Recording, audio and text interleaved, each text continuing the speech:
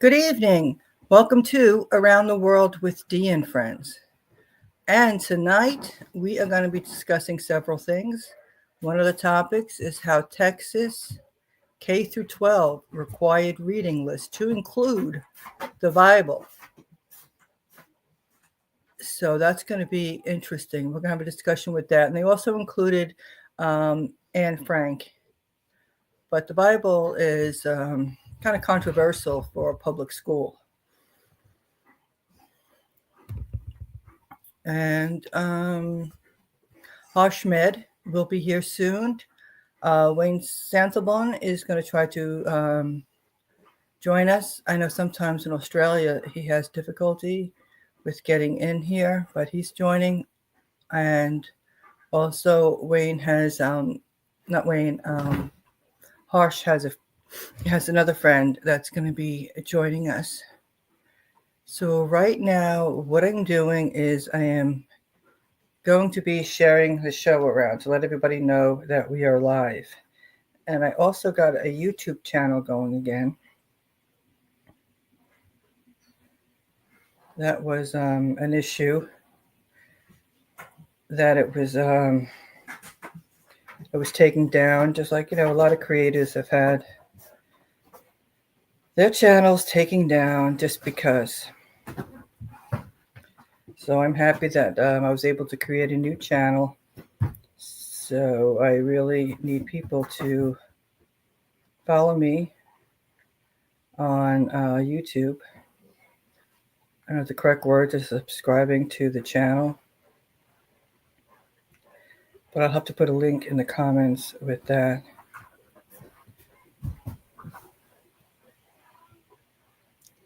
Let me see.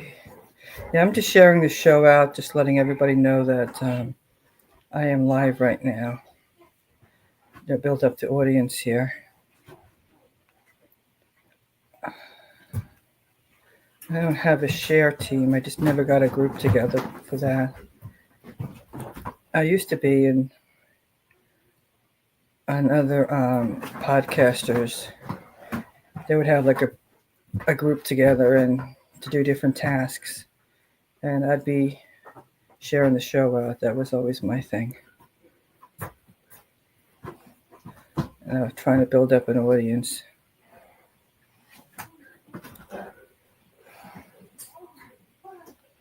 But I'm sharing and sharing and sharing as quickly as I can. Okay. And I'd appreciate it if everybody else could share the show out. Let everybody know that that we're live here.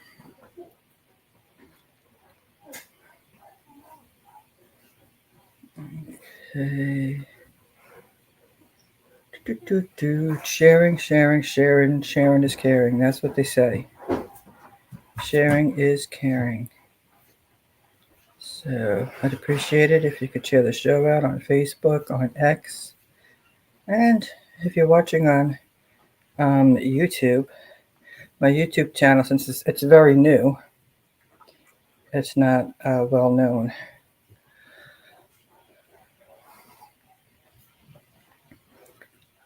But anyway, I'm going over to X right now and try sharing it on the X link here.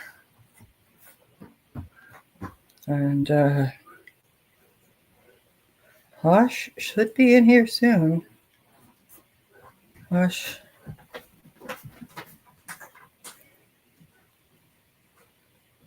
Hosh knows that that I'm here.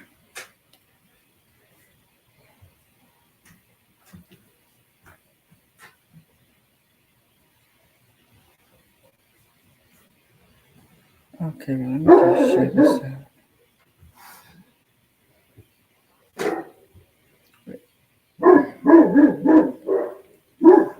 Yeah, the dogs are barking. I'm visiting with my sister. So we have the doggies here outside looking around to see what's going on. Everybody has their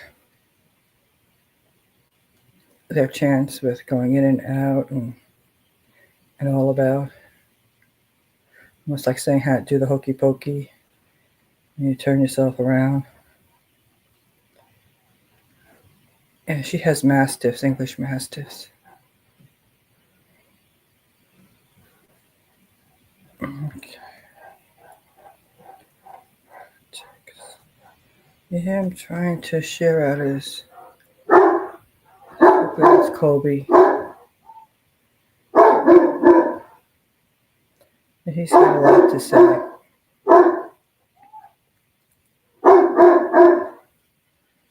I'm doing this as quickly as I can.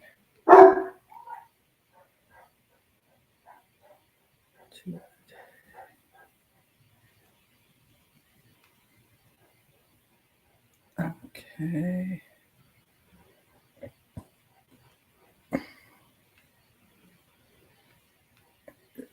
There we go.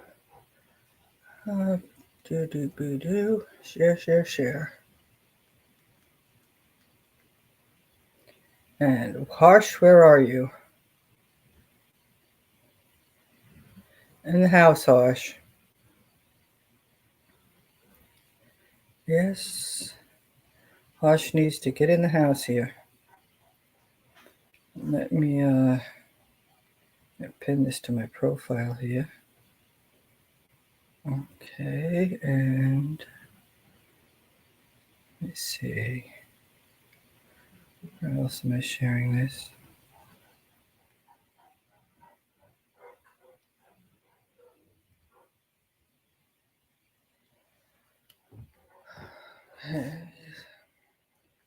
Yeah, please hit the like button. If you could subscribe to my new YouTube channel.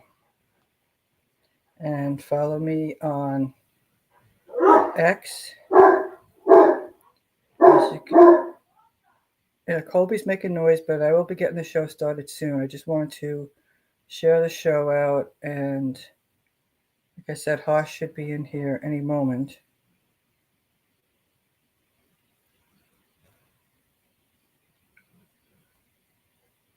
Okay.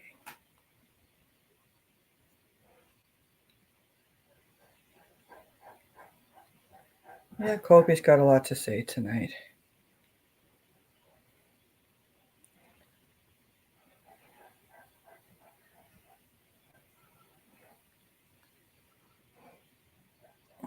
Okay, and let me see. Just got to share one more place, and then I may just get started. I mean, I wanted Hosh here from the beginning. He said he was going to be able to come in from the beginning. You have to give him a call.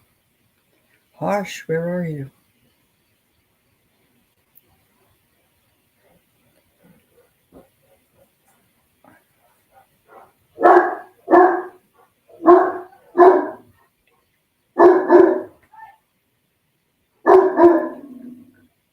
Okay, one more minute. And I should be getting the show started.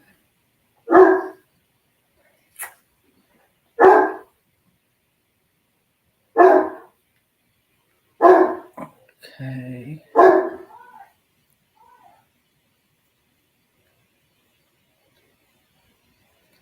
And okay, let me see where Harsh is. Get on Harsh's case.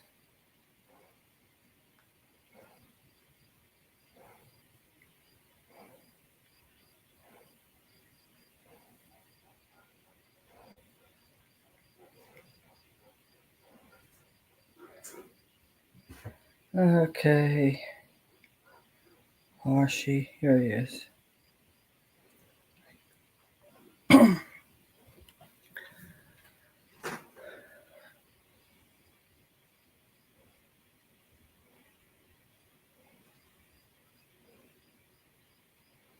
Okay, Harsh.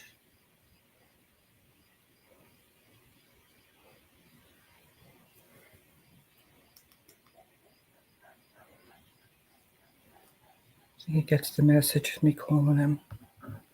What I'm calling about. Oh, here's Evelina. Evelina says, "Hello. Waking up today to more than 1,000 dead in Venezuela and overnight strikes in Iran yet again. It's unsettling. Yes, it is. It's horrible.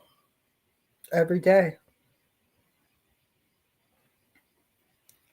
Every day it's just something horrible."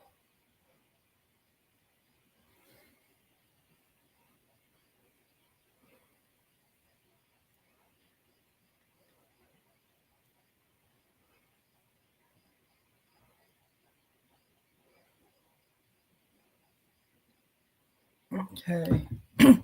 I'm going to right now bring us over to what I posted in the title, and then we'll be getting over to the Middle East and some other events in Latin America as well with other news. But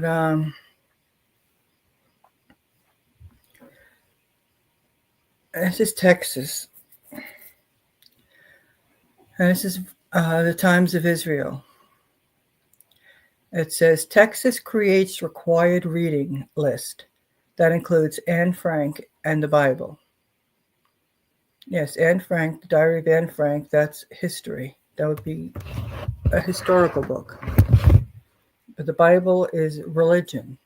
And some people could say it has to do with history, but they are categorically putting it in, religion in a public school. State Board of Education votes 9-5 for the list over objections from Jewish leaders concerned about injecting Christian content into lessons for the state's 5.5 million public school students.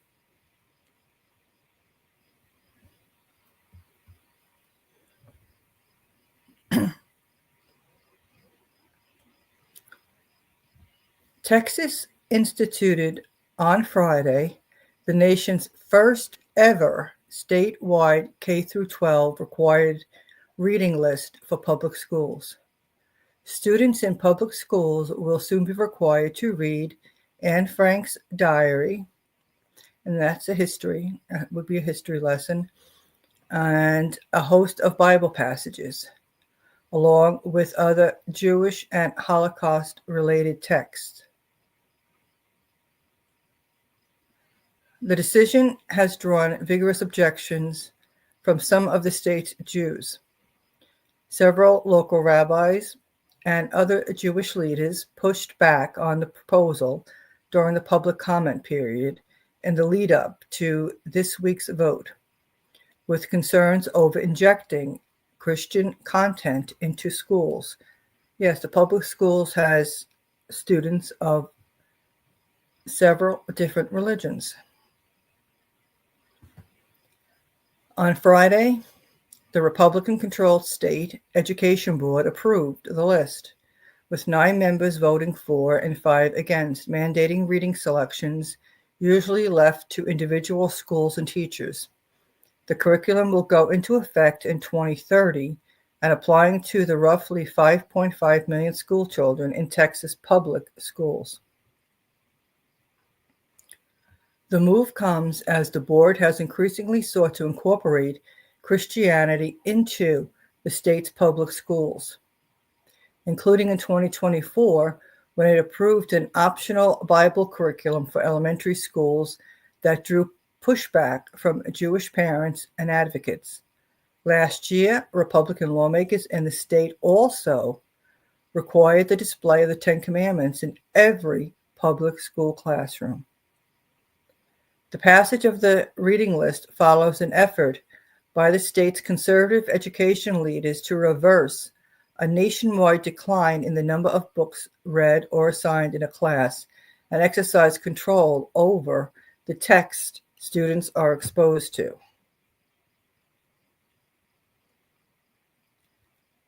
In recent years, Texas has been at the forefront of the national wave of book removals, with several districts pulling books about the Holocaust and Jewish history. including versions of Anne Frank's diary. Decisions by the State Education Board have historically had an effect on schools nationwide, in part because of the vast population of school-age students in the state.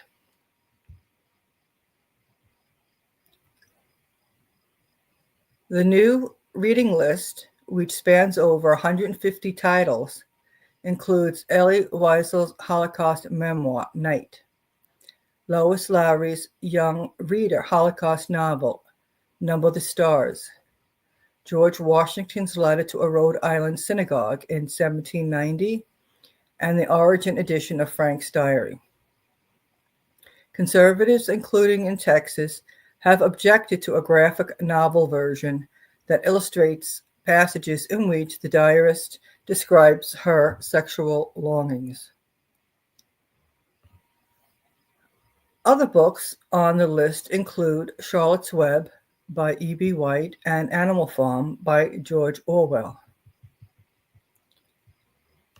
Beginning in the fourth grade, students will also be required to read numerous passages from both the Hebrew Bible and New Testament, a requirement that has drawn fierce opposition from some Texas Jewish leaders. Board members continue to propose last-minute additions to the list right up until the vote Friday afternoon, after the biblical parable of Jonah and the whale, to the first grade curriculum. The final reading list was pared down from roughly 300 texts after the board initially discussed the proposal in February. All the time, State Education Board leaders told JTA that they had consulted with experts, including the Texas Holocaust, Genocide, and Anti-Semitism Advisory Committee, state government board.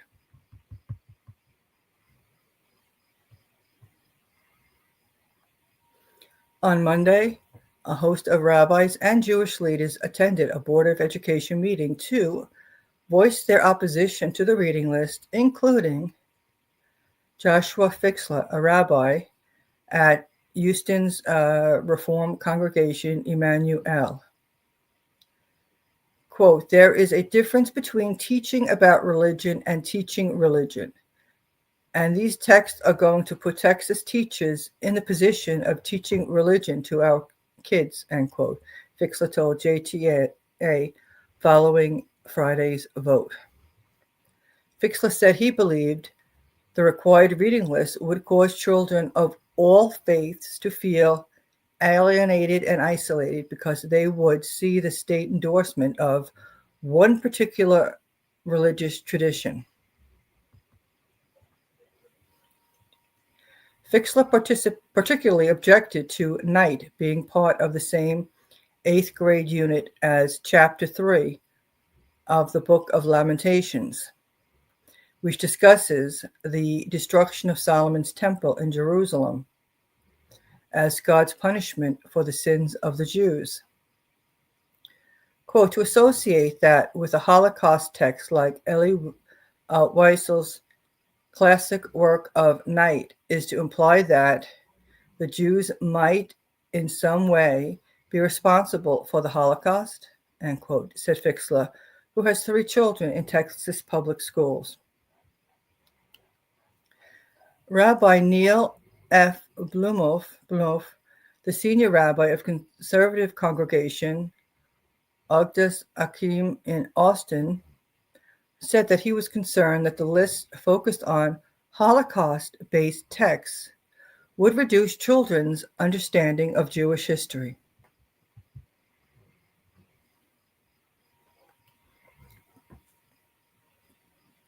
Quote, "If one only teaches the Jewish civilization or religion as catastrophe-based, I think that gives a narrow focus and also can cause issues of what Judaism is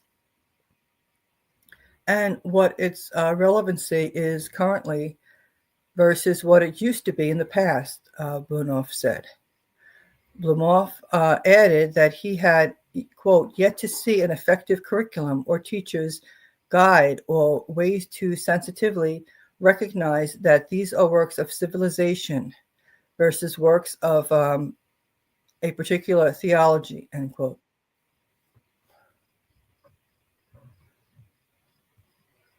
Okay. Okay, I'm just continuing reading here. How you doing, Wayne? Not too bad, thanks. Yeah. Okay, let me just continue on. Lane Hawes, the co-founder of Texas Freedom to Read Project, told JTA that she was seething over the result of Friday's vote.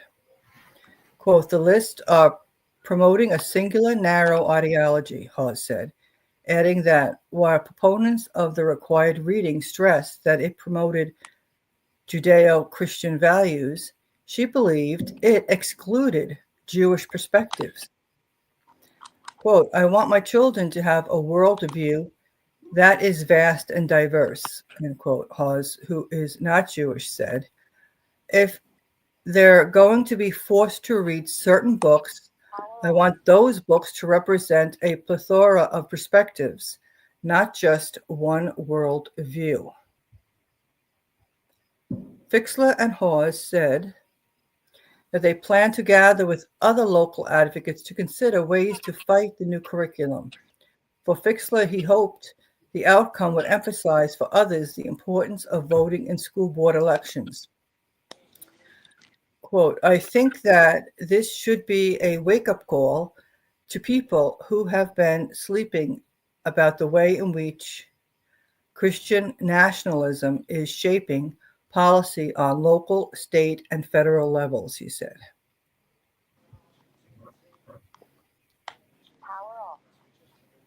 Yes. I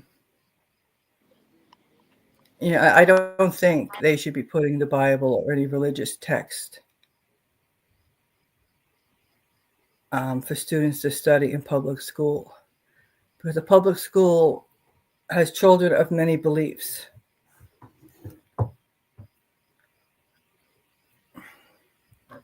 It's just so wrong on many levels.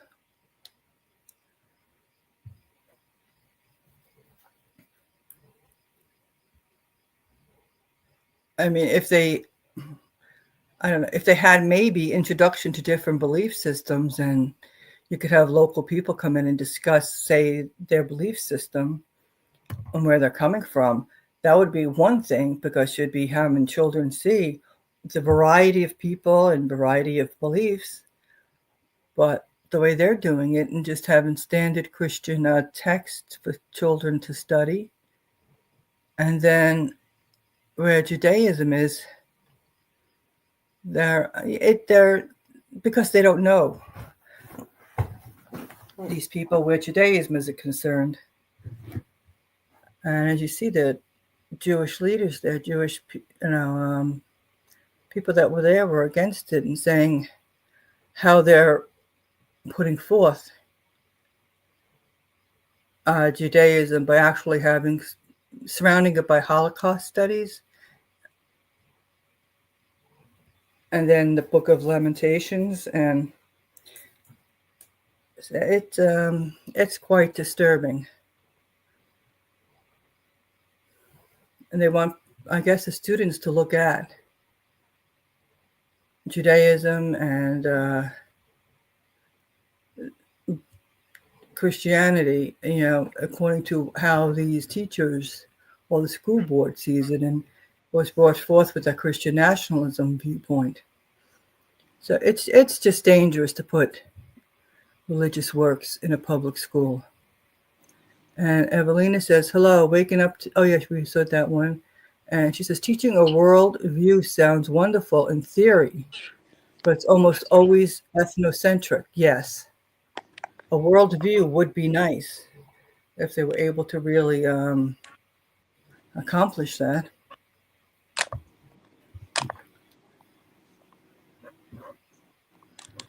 Okay, and let me see. And Wayne, T. Harsh is not here because he's excited to hear about what you're going to be talking about. All And right. I wish he was here. He's going to be somebody else is going to be joining as well. So I was going to say this. Can you hear me too? Yes, I can hear you. Yeah. The thing is, I don't know. I'm having trouble with my Bluetooth speakers for some reason. Okay. Yeah. What do you think of the issue with Colombia? You know that they've elected a government, which is much different to Gustavo Petro. It's Yes, it is. and Madeline And must be concerned. I guess you were talking about it yesterday when I was out at my musical. So Madeline, I yes, guess, is concerned about it, is she? oh, very much so. Very much Mm. so. So has there Yes, been protests or yes, there have been. And right? Madeline was saying she believes that the reason why he stepped down or he didn't keep fighting on Mm. was, because the thing there was corruption, but the point was there was a lot of people protesting, and then you have it where, say, the CIA is in there and different groups are in there wanting to instigate a fight. So he didn't want people fighting, Oh, and figured he right. would take it to court. Mm. So there is Well, I've definitely, also seen something. Yeah, there was fraud, where definitely six fraud. What's that? for yeah. I'm just saying I've seen this post. I think I shared.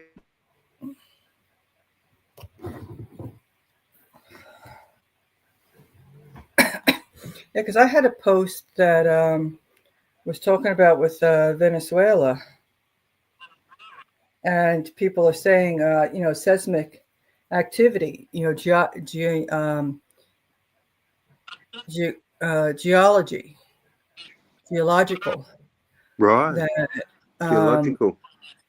yes, because You um, don't think there was they do anything fracking. nefarious involved in Argentina, do you? Yes, because they do the fracking. You don't think there was anything fracking? Oh, fracking. Yeah, the fracking will do Oh, it, and then right. there's just a Yeah. certain system of with water, old water, and fracking, and it just sounds Oh, like right. it was Yeah. planned. I mean, that's from what I've read up on it. And I've had Mm. many people's different viewpoints, but a lot of people are going to that perspective on my timeline. Mm.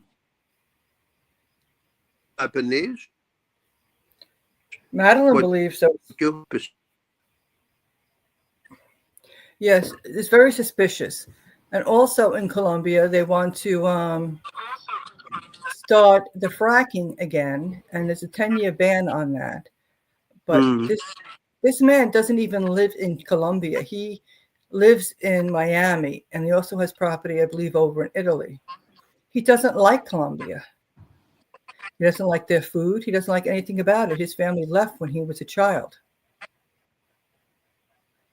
So it doesn't make Mm. sense that he'd want to be leading a country that he does not even like, and he does not even go over there. But Madeline was saying it seems like there's something political going on where the CIA, or he had said that he didn't really want to run, but he was forced to. So something sounds, political, very sketchy. Mm.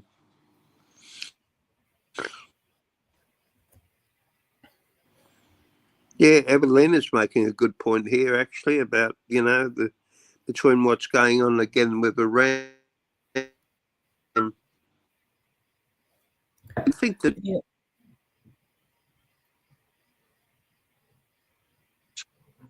Yeah, I could the put that FIFA up. is Yeah, over. Yeah, they You know what I mean? yeah.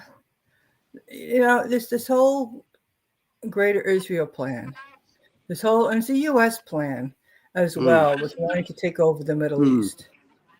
Yeah, you could say Israel, mm, but the thing is, the U.S. is the big backer behind it. If it was something the U.S. didn't want to do, they wouldn't do it. They wouldn't back it. But the mm, U.S. is backing it. mm. Yeah. I mean, I've seen an interesting post from Tucker Carlson. I think I shared it in your group. That Ted Cruz, he's all the way with Israel. He doesn't care about America. No. Everything's about Israel. Yes. You know, I mean, the whole, Trump's made a statement. This is all getting ridiculous. They've got to, I don't know, it's a complicated problem, but, this popping up Israel all the time it's not working out for America. It's not working out for America. It's not working out for the world. No, it's not. And Right. Evelina was making a comment there it's all good to have this worldview and it's ethnocentric, Mm-hmm. She was making that point. So it's good to discuss these things, but to get real change is the problem, isn't it? Right, because you know the narrative, the way the Texas school board's going. They just want to. They're pushing Christianity, All right. and the public school is not the place to push it. Mm. And parents shouldn't have to deal with that. It's one thing if you, and even within Christianity, there's different perspectives and where they highlight. So not Mm. every Christian thinks the same. Oh, No. they're singing.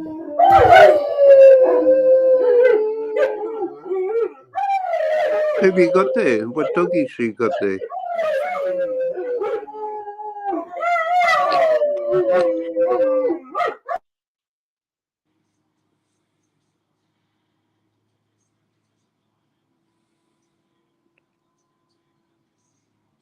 They're settled down now.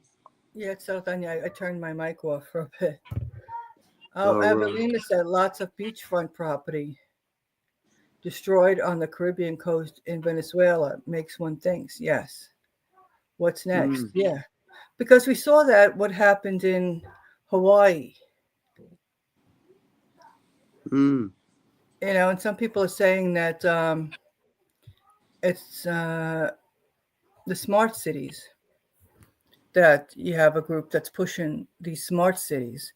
And instead of moving people out of an area, say eminent domain, paying people to move out and move to a new location, Mm. this group is looking to not have to do that.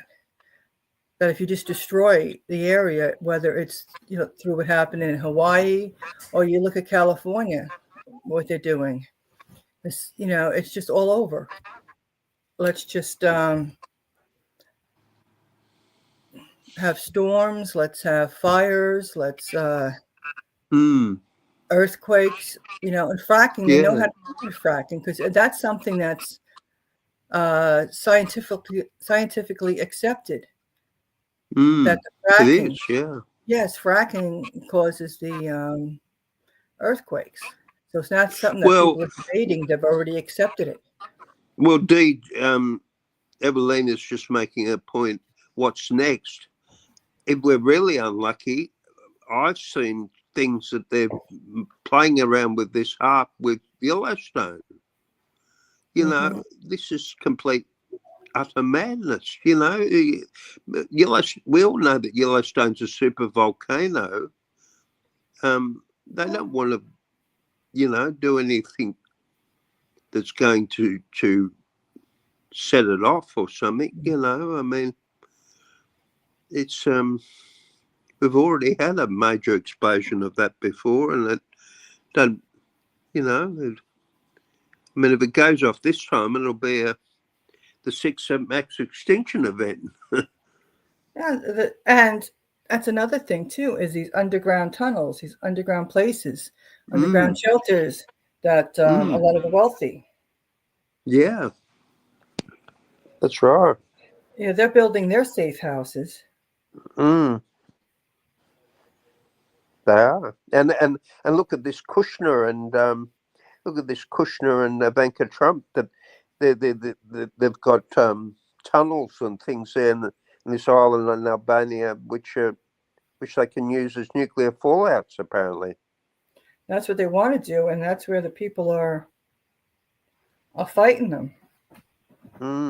That's As right. Yeah. yeah, and more of the world has to do that. Mm.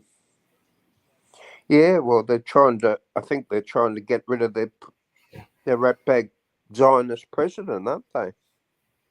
Hmm. Mm. Yes, and the thing is that getting rid of Netanyahu, um, you see, there's no difference really with the others. There's not a big difference, is there? No, I No, no, agree. and that's what has me. I'm like, what the Mm. heck? Unless they get a different person in, and then they change. Like with the You know Knesset, like something I who's was going to be in their thinking. party? Yeah. Do you know something I was thinking about this? If you have the election and you have this coalition with Lapid and Natalie Bennett, that are going to be the new prime ministers. Hmm. It'd be interesting to see what the Knesset's made up of. I mean, does that leave Smotrich and Gavir on the sidelines, or you know what I mean? Like they were part of Netanyahu's Likud party, so you will Yeah, get new people in, won't you? That yes, because now I don't know if that's a good or bad thing. right, in order for him to get the a coalition, Mm, for him to be in power, he mm. brought in those extremists No, because he right. couldn't get others to join the coalition. Mm, So that's where these people that nobody usually bothered with, that they weren't in coalitions before because they were mm. just far to the right, extremists, Kahanists, and all that. Yeah. So getting Do you know somebody much about else this in, coalition party? Like, are they got? They're still for the Greater Israel Party, Israel Project, like I Likud, are they? yeah, Likud is, but they Mm. could get another. And see, it would be good if another group could get in, but It would be good, wouldn't it? Yeah. yes, Yeah, I agree. Mm. but they keep getting Likud, Mm. and then it's that psychology that and it's based on really selling weapons because there's always this panic about war. There's always a fear. There's always a panic. You need security. Yeah. So Yeah. it's constantly on the media, Mm. scaring the hell out of people. Yeah, that's right. Mm. Especially, I mean, a lot of people who may not be aware of the whole conflict have heard of, like I educated my friend who passed on, his sister, because she's a retired oncology nurse, and Mhm. I educated her about the Samson option. A lot of people know now of the Samson option. Mm-hmm. Um, Yeah, and they won't. Israel will not let inspectors in. They won't confirm or deny that they have nukes when everybody knows they no, have nukes. and I don't understand why the International Atomic Energy Agency, they're now saying that Iran has to agree to let them in, Ralgossi, like let the inspectors into Iran, but yet Mhm. they get away with never any inspections of their nuclear arsenal, in Mhm. Israel. No one talks about that. No. No, no, they've never once had it inspected, or I believe someone shared something with me one day, Fred, on Fred's day, and I don't forget things easily. They shared the whole coordinates for the nuclear, what I believe was a nuclear stockpile, the underground missiles and silos or whatever they've got with it. And Mm-hmm. anyway, it was really interesting because it was shared in French, but the coordinates obviously were in an English symbol, and but it was the coordinates for them in Jericho. So Jericho is apparently, so we all know about the Mona, and that's had a hit, but Mm-hmm. this Jericho, from what I understand, hasn't been hit at all, and this is where the nuclear stockpile, from what I gather, where it all exists. Mm-hmm. And this is the thing that the International Atomic Energy Agency should be going into, and you know what I mean, and Yeah. and, and at least inventory of what they've got. And this isn't happening, and there's no sort of outrage to call for it, is there? No, that's what's annoying because That's the everybody. annoying part. Like Madeline knows this just as much as you and me. Madeline's been involved in this, and you know, no one will, no one will, no one seems to lift a finger No. to do anything about it. It's criminal, really, when you think about it. Oh, it is. That now they're all on Iran's case, Mm, but Iran has always allowed the IAEA in there. They always mm, allowed them in until the last time when they told them they had to leave, and that was when mm, there was this Zionist, the Mossad, was planning the events where mm, they were trying to say, the protesters and stuff. So the newly appointed person, Grassi, um, he was connected with Israel. So okay. that's why Iran did not want them in. Mm, And North Korea has always been saying don't let them in because North Korea never let them in because they didn't want anybody seeing within their country and taking pictures and um, not trusting. right. But Mm. there was Iran was being trusting, and what do they get for it? It's kind of like they get that old saying, they get shitted on. I was just thinking, I wonder if the International Atomic Energy has an inventory of what Pakistan has in their weapons too. They should, You'd think they should, shouldn't they? yeah, because yeah, I think Pakistan lets them in. Hmm. Here it's known. No, Bless Pakistan. you. Yeah, Pakistan had previously said that they would, if Israel was going to nuke or try to even nuke, Hmm. that they would step in when it came to Israel. They will, Hmm. and I Yeah. think even North Korea would get involved. Hmm. And it's said that North Korea now has a weapon that could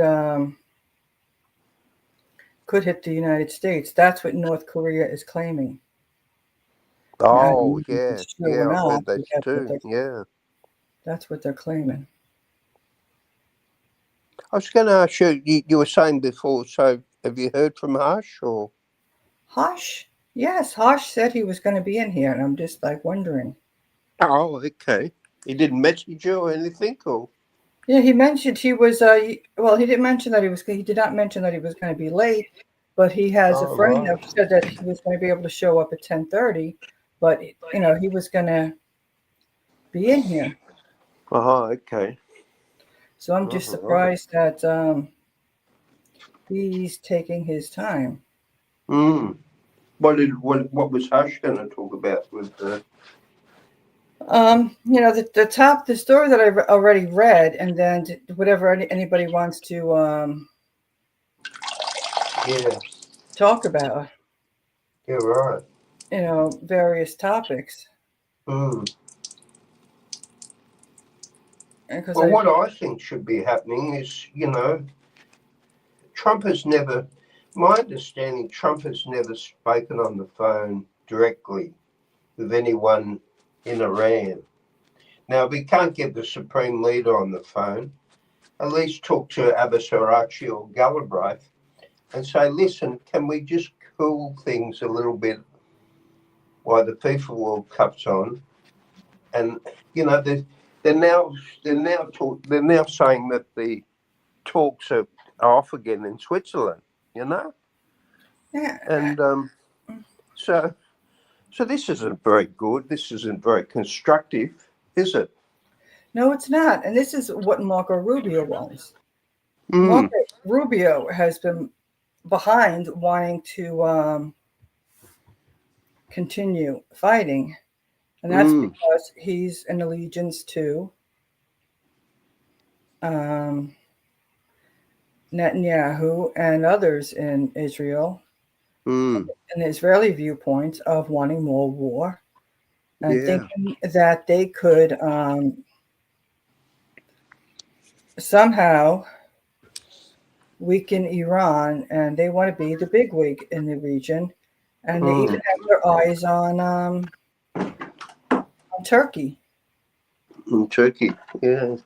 And there was a post where Trump said, "Good luck on that," Mm, because Trump had said they're well equipped militarily, but that's okay. what Netanyahu and his group want to do. They just want to keep going after the neighbors Mm, because they want to be the power of the region. yeah. But it's not going to happen. Mm, And I really wish that somebody would get a strong hand on stopping what's going on in Palestine. oh yeah, I know. It's terrible. It is, Did you and see what happened the other day, Dee? They went and deliberately, they didn't have to do this, but they went and deliberate.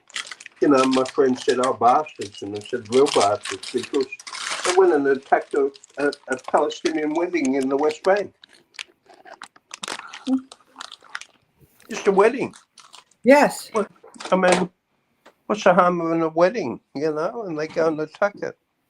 yeah, and that's what they do, and they've been doing that in Mm, Gaza as well, attacking weddings. mm, mm, mm, Any source of happiness. mm. Um, Just a despicable race of people that I've been accused of being supporting terrorists, and we all know now. Most learned people, unless they're ignorant, know that Alaska flood was allowed to happen. mhm. Yes, yes. Anybody that follows. I was very suspicious from the start just because of doing the shows here. And Mm. um, we were watching, we were reporting on Gaza beforehand Oh, about some okay. of the stuff that was happening and also with Al-Aqsa Mosque. And Mm. so we were talking about that like on a nightly basis. This is before it happened. Yeah. Yes. Right. And when the new regime came in, we were talking about it. Okay. So when it did happen, I mean, red flags went off Mm. because it didn't make sense. And it didn't make No. sense because of all the security that Mm. they have around them. Yeah. And, the women, actually, it's women that work in the towers that look over into Mm. Gaza from over in Israel. So they Yeah. watched every day, and they were saying that they saw, looked like military exercises, some type of exercises going on. Mm. They reported that to their chain of command, and they were told not to worry about it. And also the plan to move people over to um, the West Bank. And they were saying, well, we need to watch over here, like they always do. And Mm. it didn't make sense. And then moving the dance, the festival that was over there, um, Yeah. moving it over closer to the Gaza border didn't make any sense. Mm. And, these women that were working there um, kept reporting odd activity. It was even odd for Israel, and then telling people when everybody was off early that Yeah. morning. That's So it right. didn't make Yeah. sense that Had everything was stand down down, orders or something. and Israel never does. Mm. That's right. And then you have people that were allowed to come in, Mm. and that's what's so suspicious because they were allowed to enter, Yeah. and they did not have the machinery or the power that was used that day, Mm. and that was Israel using with the Hannibal directive. They were Yeah. they were bombing and they were Mm. mass slaughtering. And then right That's right. away, stories came out that made no Mm. sense Mm. because normally you're going to investigate something, but they didn't want that. They wanted to come out with their own narrative that made absolutely no sense whatsoever, but they sold it to the media. Yeah. So you knew it was just it was a false flag Mm. because it was the media but they said, they wanted everybody to fall behind. This is what we said. This is what it is. Mm. And people weren't having it. No. And a lot of them still lie about the Hannibal directive. Yoav Gallant seems to be the only one who's admitted to it. Yes. All the rest of them are just blatantly lying. Yeah. And this is where, they're lying. And then people were asking why different footage, security footage, was Mm. deleted. Mm. They Oh, wanted right. Yeah. they wanted everybody's security cameras on their homes. Mm. And then they took them and they deleted footage. Mm. So people were very suspicious of that, which rightly so, you should be suspicious. Yeah. So it's, a big cover up. Mm. So, yeah, so there's a number of stories talking about the cover up. Yeah. Did you ever see that documentary called Sound of Silence? I'm not sure. Well, what I was going to tell you, because my Persian friend pointed this out to me, or no, actually another lady I know pointed it out to me, that the producer of that documentary is number 2 at Meta, Sheryl Sandberg, Mm-hmm. and the whole thing was crafted to create an image that was put Israel in a favourable light. Yeah. And that whole documentary was sort of it was sort of to convince people that Israel, like the propaganda of this, is unbelievable, and people fall for it. Yeah. Hmm. Yeah, they just trust the media. It's like Just trust the media, yeah. yeah, it's like haven't you learned yet? Hmm. It's several times we've been, a number Hmm. of times we've been lied to. Yeah. And now it's actually just come out that something interesting here, Dee, that Mike Burgess, who is the head of our ASIO, his wife is a dual citizen. She's an Israeli Australian citizen, and she's so there's a conflict of interest because he's talking now about Al Qaeda calling for lone wolf attacks, like what we've had here before at the we had a case you may have heard, I presume it made international news. You know, with the Lint Cafe. Did you hear about that? It happened around Christmas time, quite a few years ago now.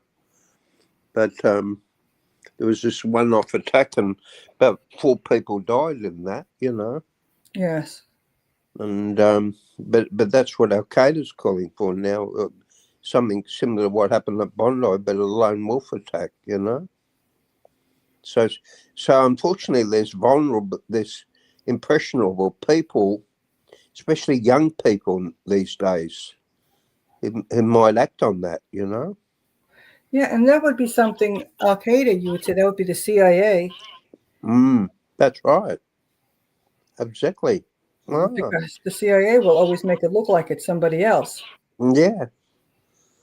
Well, you know, when the Bondi attack happened, the vilification of that was done against Iran was you know, by the Jewish lobby here was over the top, dude. It was really they had a big inquiry into it all, you know, and it was they really vilified, you know, us in the Palestinian Action Group, and they like in a couple of weeks I went to this nice winter festival up at Katoomba last week. I met up with my Hare Krishna friends, and I bought a little CBD oil, and met all these nice people at the church up there, and got a little plush toy thing I gave to my friend at the musical yesterday. But I'm going back there to the lower Blue Mountains in another couple of weeks for a protest for Palestine Day. Well, that's good. Yeah. So I want to go to that in a couple of weeks.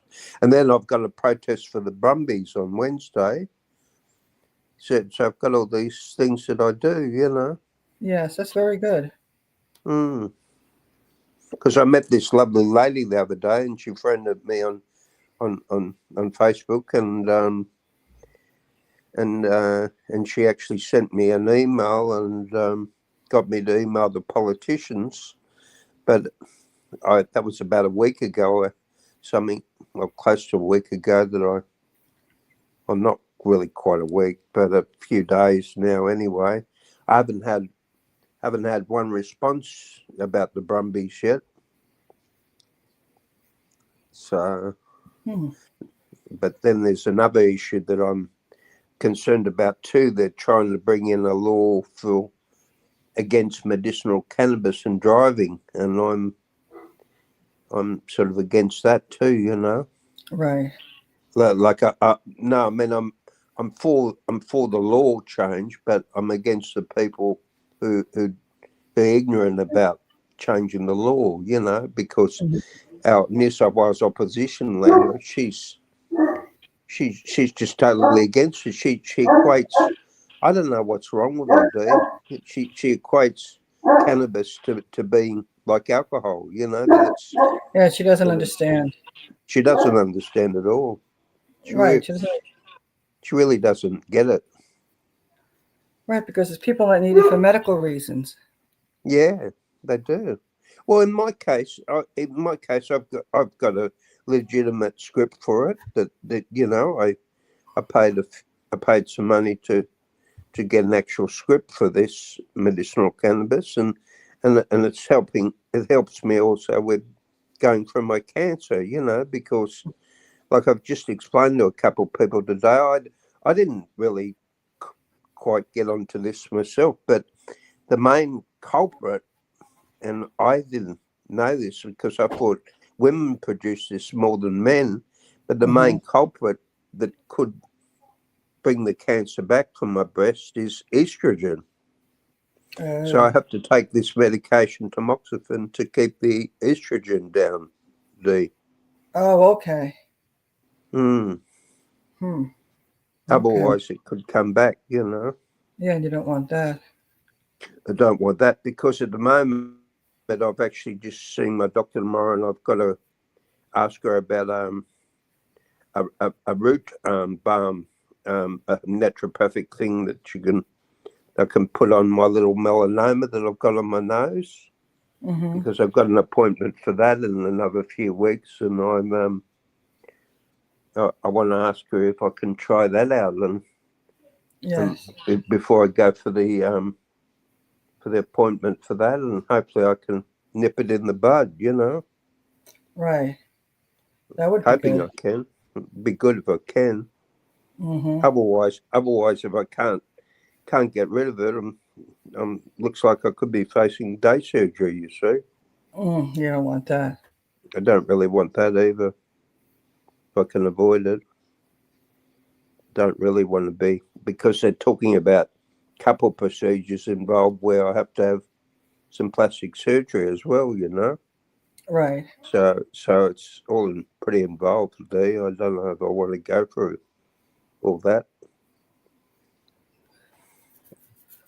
Yeah. So if I can get rid of it naturopathically, that'd be the way to go. Definitely.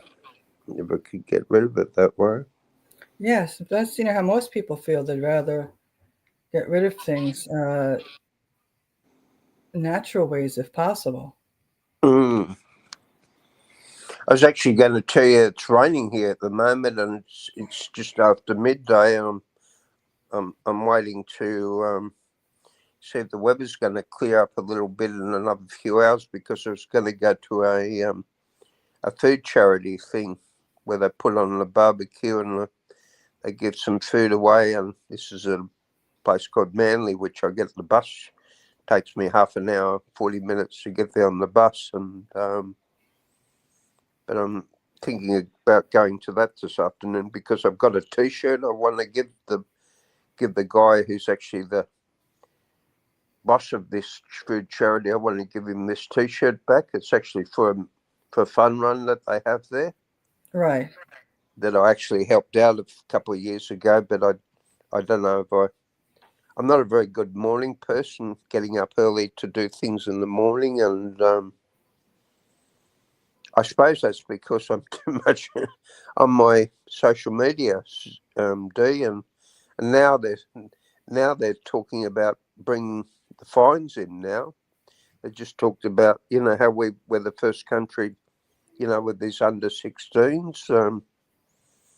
Well, they're talking about trying to enforce the fines on these big conglomerate companies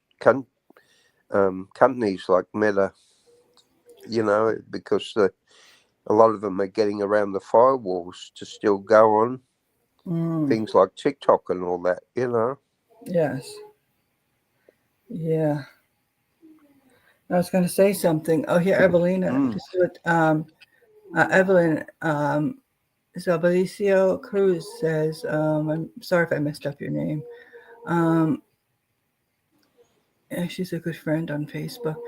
She says, Evelina, the Philippines, the Israeli ambassador is busy in the region where the indigenous population, the Lumad, are for the construction of the AI facility.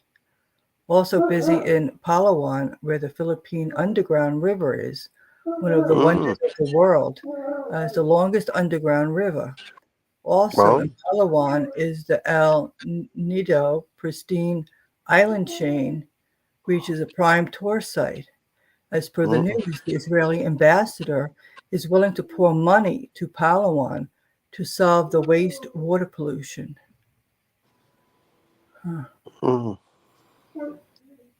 Their underground river. Let me see that again. Population. Oh, the Lumad for the construction of the AI facility, whereas.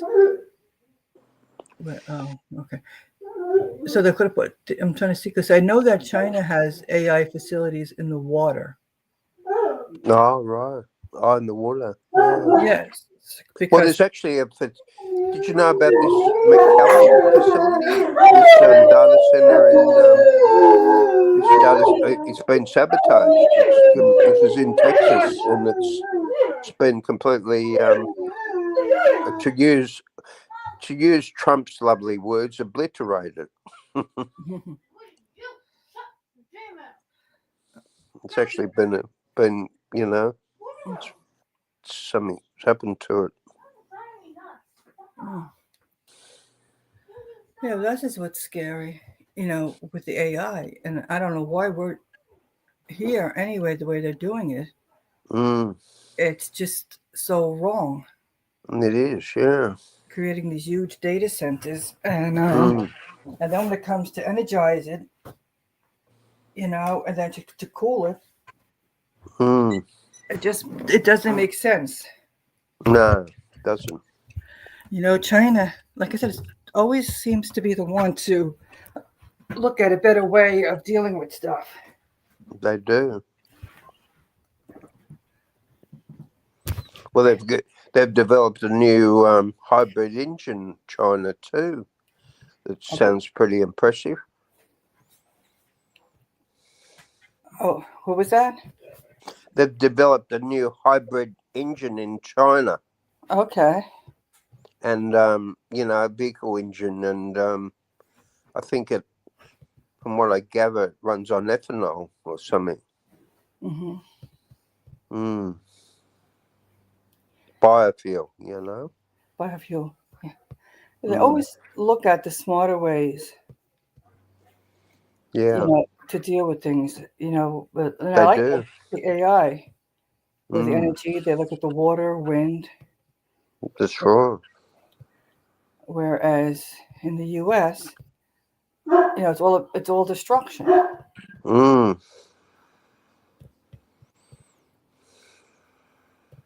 And actually, this lady Ashley has come out here.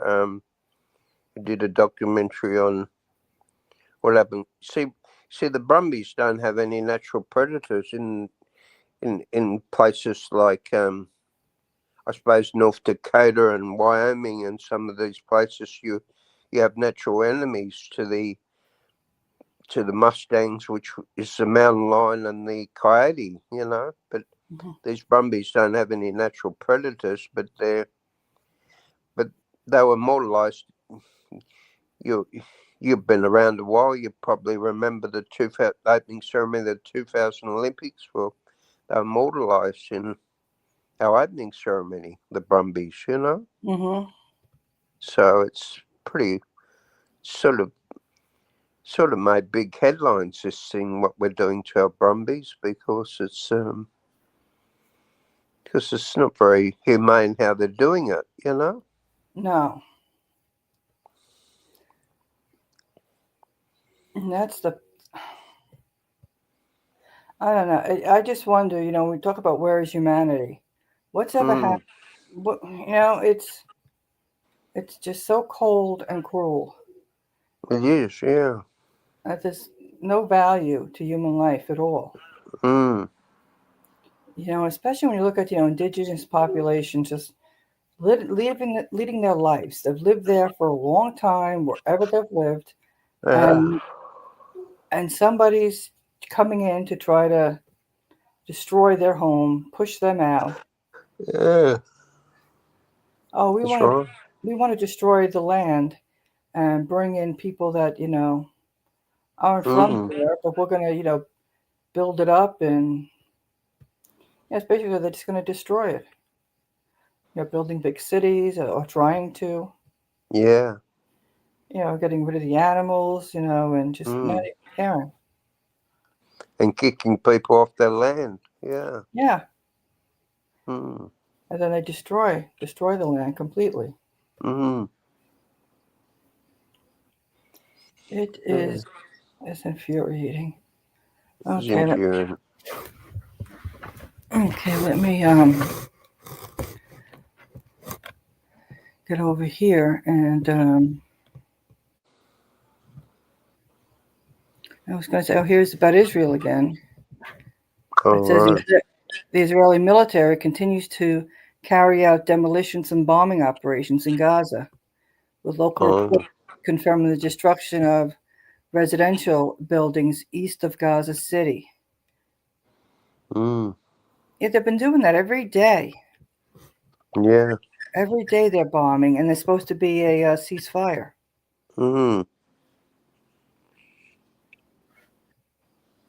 Oh, this was 24 minutes ago. It says Iran, says the IRGC, said the strikes hit Ali al Salam Air Base in Kuwait and the headquarters of the U.S. Fifth Fleet at Naval Support Activity Bahrain and the port of Salman, claiming the targets were destroyed.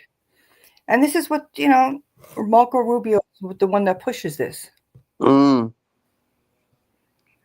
Okay, here's Harsh. Wow. Yeah, I'm not gonna I was be just able going to to say, join for too there's a long comment because here, real I'm kind of test at a house flight party right now. about a thing called stream boot. But yeah, I just wanted to say Anyway, let's what's up, talk and I'm to proud Harsh. of Wayne. Hi, Harsh. Hey Wayne, how you doing? Are you there? He's in the program. Yeah, hold on 1 second. Hello? Hello, yeah. So he said he's not going to be here. He's at a wedding. Okay, can you hear me now? Yes, we were waiting for you. Hello? Anyway, I'm not gonna be able to hang out for too long, but I just wanted to say, Wayne, I'm proud of you for finally seeing the light. And I'm gonna give you a hint about HARP. The same people causing the genocide are the same people in control of HARP. So that's all you need to know. I mean, you can know a lot more, but that's the main one to know. Mm-hmm. Can you repeat that again? The same one causing HARP are the same.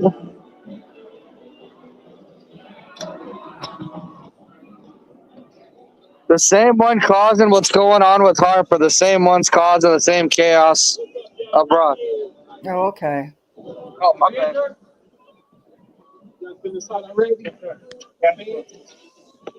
For the concert? Yeah. Yeah, come on. You got his. I never got. So you're saying, Hello? Hello? yeah, Yeah. Wayne, Testing. yeah, Wayne, he's talking to you, Wayne. The same people in charge of HARP are the same people in charge of the genocide and are the same ones causing the genocide in Gaza. So I was gonna leave with that tidbit. So Okay. you all are awesome. I love you all. Uncle Wayne, you the man. All right. Okay. But yeah, you guys got that, right? We got that. Yeah. The same people causing HARP are this in charge of HARP are the same people causing genocide in Gaza. Mm-hmm. All right. Yeah, I'm with All you. right. I'm gonna get going. I don't Okay. want to be an asshole, but yeah, to my friends, but yeah. Okay. But yeah, anyway, I love you all. God bless you all. We got to do our own like Schadenfreude show tomorrow night or something, D. Well, if you're going to be here, Yeah, I apologize, man. I didn't realize I was going to a show tonight. okay. I mean, otherwise, I actually would do the show. But music's music, right? That's the station, so. Okay. My apologies, Dolores. Okay. Yeah, I'm just looking forward to you being here tonight. Absolutely. No, yeah, see you. Yeah. Bye. Oh, here's Wayne. Yeah, I'm back. Yeah. Yeah. Good to see you, Wayne. Okay, let me get the other part off. Yeah, so what do you think of what he said? Harsh. Still showing Harsh there. I mean, not Harsh, Wayne. Um, with HARP, I guess controlling, they control climate and making it very hot and destroying the water, I guess, in Mm. Gaza. I'll have to look further into that.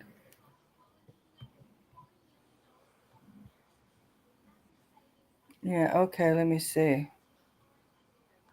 Let me see. Here's um, Evelyn says, why would world leaders value human life when the World Economic Forum is in to World Depopulation 2030 program. The World Economic Forum is also part of the Epstein class. Very true. Very good point, Evelyn. Thank you. Oh, yeah, and up here you said the AI facility will be built on land, but in the Lumad region, indigenous peoples' land. Oh, that's terrible. I just can't stand all this because, like I said, after I read how China does things, I mean, these AI facilities totally destroy regions. I mean, they're always complaining about the water, the energy to run it. I can't stand it.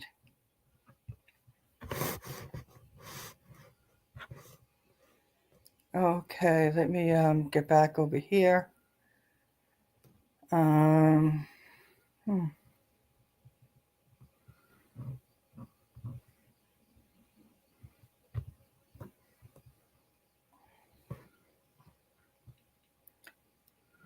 Here, Iran's the IRGC confirmed it carried out coordinated missiles and drone strikes targeting U.S. military facilities, where Kuwait reported interceptions of incoming aerial targets, and Bahrain activated air raid sirens. In an official statement released early Sunday, the IRGC said its naval forces, alongside its aerospace division, conducted a joint operation between 2 and 3 a.m. local time using missiles and drones. The armed forces added that the strikes came in response to, and the key word is in response to, U.S. attacks on Iranian coast sites earlier in the day. And that is what we're used to with Iran. They respond. I mean, they don't always respond, but if they are going to attack, it's going to be in response.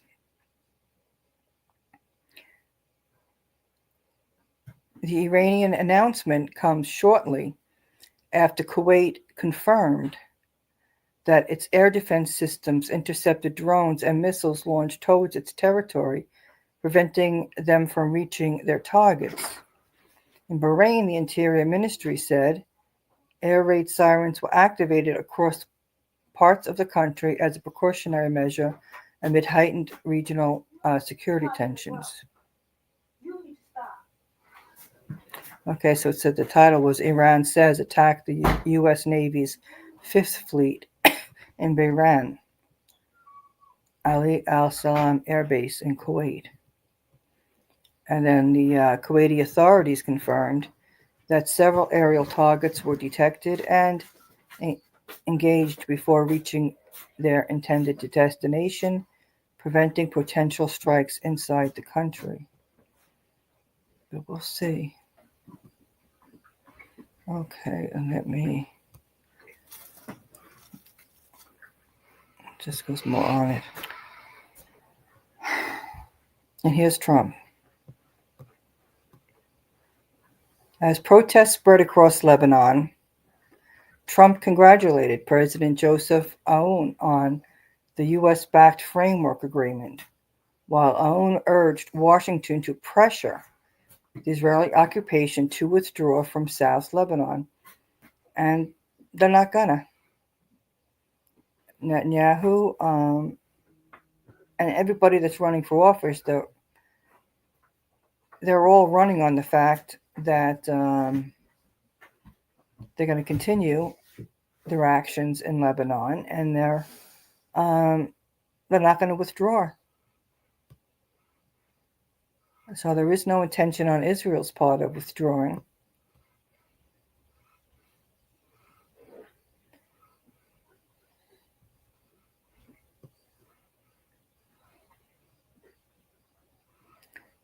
People are furious in Lebanon.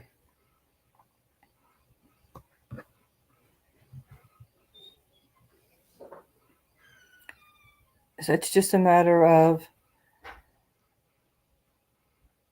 Israel wants Lebanon. because Israel keeps saying they're not going to leave, and that Hezbollah, they want Hezbollah out.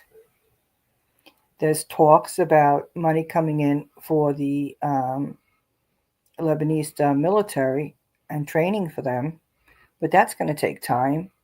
So while that takes time, and if there is no Hezbollah, who is going to be the one to safeguard Lebanon? There is nobody else but Hezbollah to safeguard Lebanon. So this looks like it's a big waste of time. You know, Israel's celebrating it. It's crazy.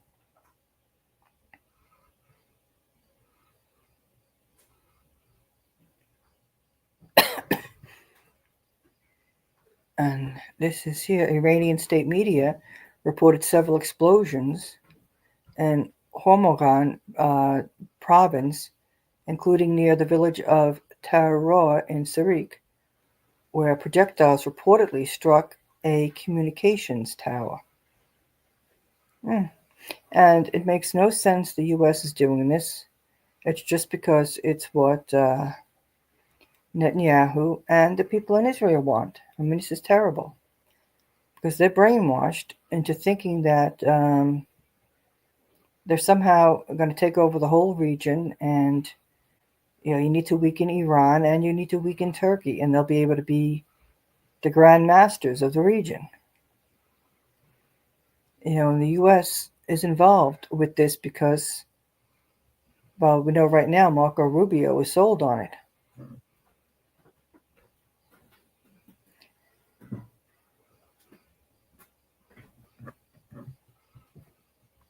And this was the explosions. It said multiple explosions reported in several areas in Iran.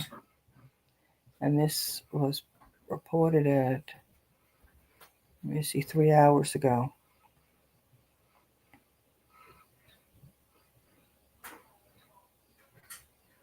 And here's from 4 hours ago. The U.S. Central Command announced late Saturday that it had carried out additional strikes against Iranian military targets, claiming the attacks were launched in response to what it described as an Iranian attack on an oil tanker.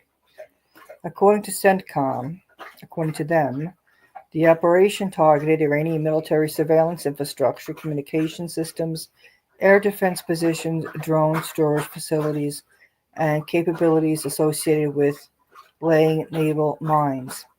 Iranian state television reported multiple explosions near the village of Tahrir in Syria County, located in the southern province of Hormozgan.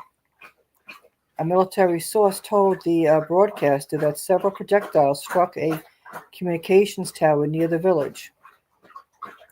The same source added that additional projectiles landed in the village of Masan on Qusam Island, also in the Hormozgan province. Iran's Mer news agency also cited local reports of explosions in the coastal cities of Bandar Laga and Bandar Kagan within the same province.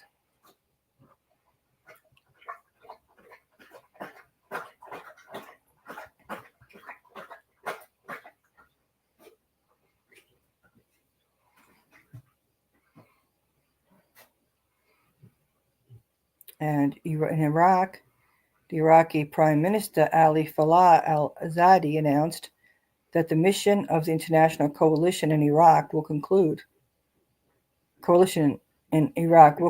in September, marking a step toward the full withdrawal of foreign forces from the country. Yeah, Iraq's been wanting the foreign forces out.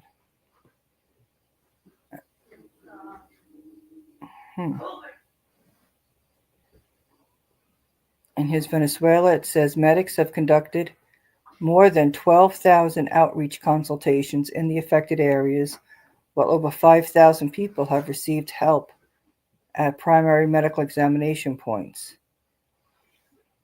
It says the Venezuelan earthquake death toll rises to 1,430 people, with 3,238 injured.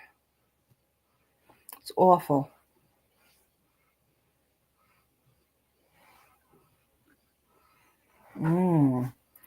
Here, this is says earlier this month, Erdogan said that the fate of those who follow in the footsteps of Nazi leader Adolf Hitler will be no different from his fate if they continue along the same path.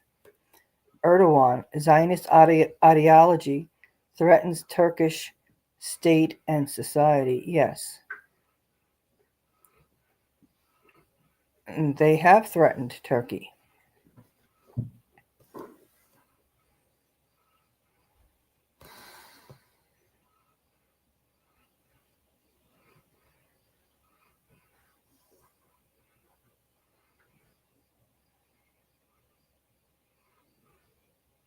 Okay, and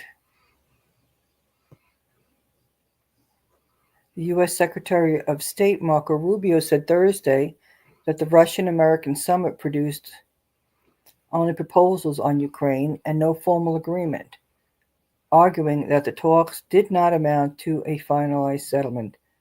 He doesn't want one.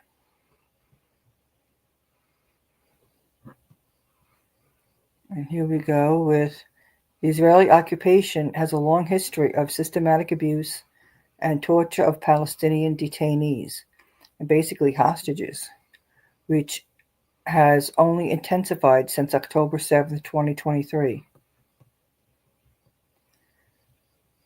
For instance, the Palestinian Prisoners Media Office has reported that Israel is using starvation to extract confessions from Palestinian detainees, or I could say hostages, with scabies spreading a systematic abuse escalating inside Naphtha prison. While the Prisoners Media Office has called on international human rights organizations to intervene and pressure the Israeli occupation to end its violations against Palestinians, international human rights organizations continue to document numerous cases of torture, medical neglect, and arbitrary detention of Palestinians in Israeli jails. Yes, they just, as we've seen, raiding villages and just taking people in and torturing them.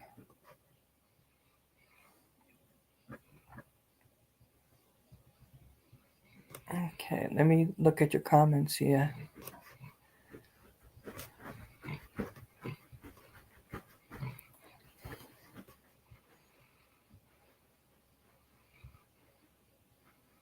I'm trying to get the comments moving here. Okay, and Evelyn says, will the start of the, quote, kinetic war, U.S. and Israel versus Iran, a word used by ex-CIA analysts Ray McGovern and Larry Johnson, give Trump, the Congress, and American people approval to wage a full-scale war?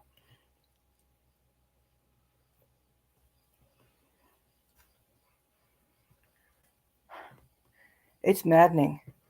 This whole thing is maddening because there's no reason for it.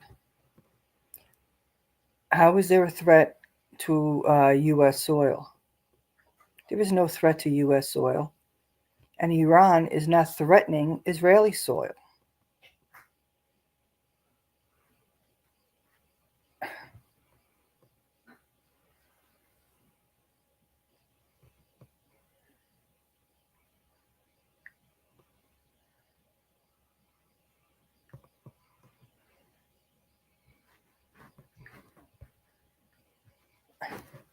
It's just so infuriating.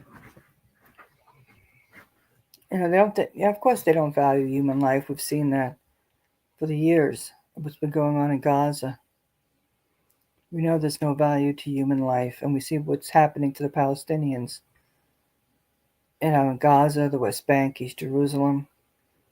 I mean, there's no value to human life. It's horrible.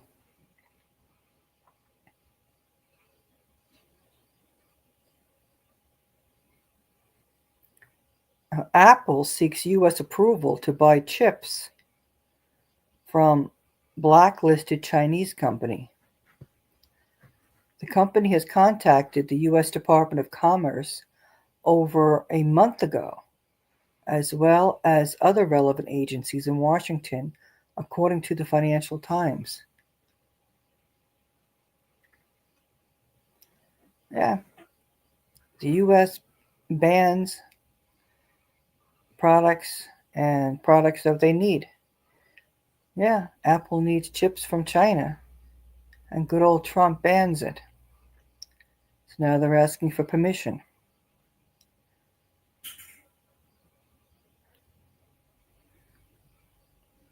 Okay, speaking to the Tehran Times newspaper, Dedov said, regarding the Hormuz nuclear power plant, Russian and Iranian companies are continuously consulting and negotiating the contractual framework of this prospective project. Yeah, Russia, Iran to discuss Hormuz nuclear power plant project in Moscow.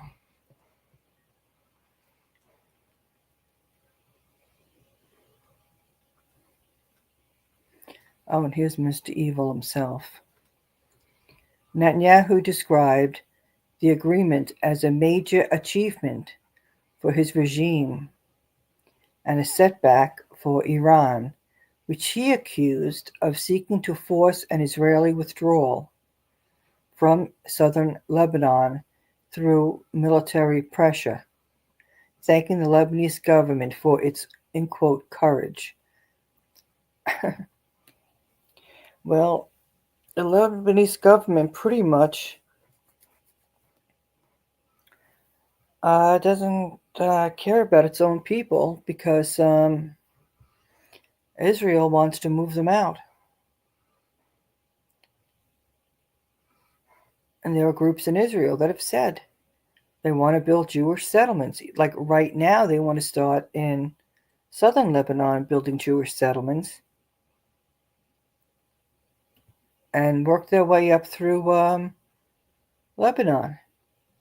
So where are all the people currently living in Lebanon? Where are they supposed to go?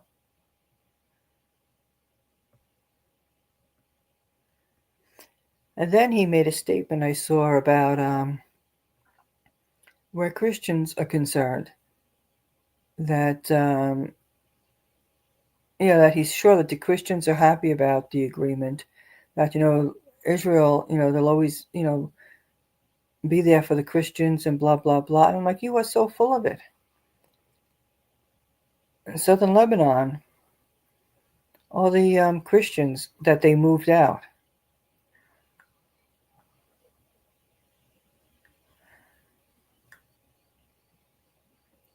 And now we look at the West Bank, all the Christians. And even in, I'd say, Gaza, East Jerusalem, the Christians said he's destroying their homes and moving them out, wanting them to go. And in Syria as well. The U.S. announcement of the framework agreement has triggered widespread political and public opposition across Lebanon. Yes, it has.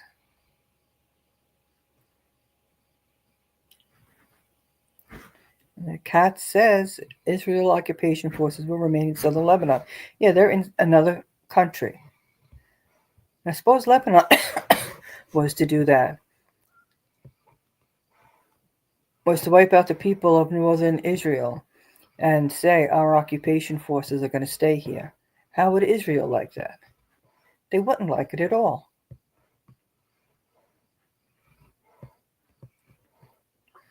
Yes, I saw last night there was videos of the clashes, and that's basically what the agenda is with the U.S. and Israel. They want a civil war to break out in Lebanon. I mean, it's horrible.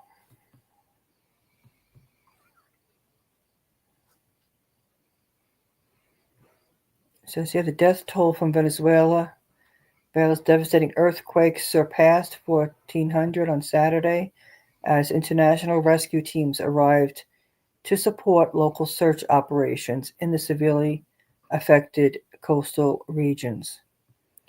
Rescuers focused their efforts across La Guerra and sections of Caracas, where volunteers and families have been digging through debris for days, frequently noting a shortage of heavy machinery and official personnel.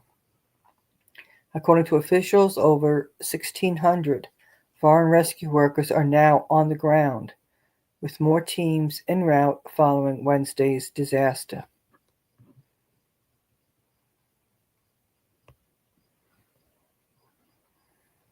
Horrible.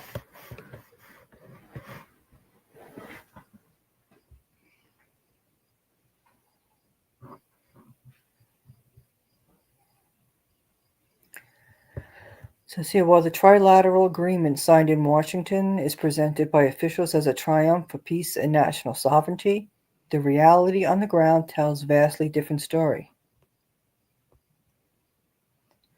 The morning after the deal was signed, an Israeli UAV violated Lebanese airspace.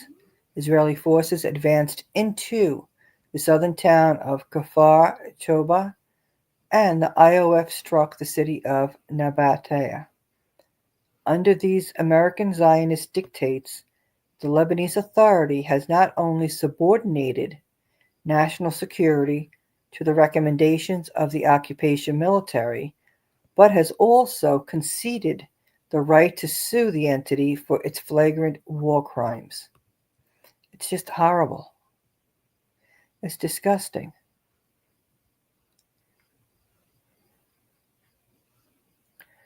It says here the Amal movement rejects the Lebanon-Israeli framework, warning it entrenches the occupation, undermines sovereignty, and cannot serve as the basis for a just settlement or lasting stability.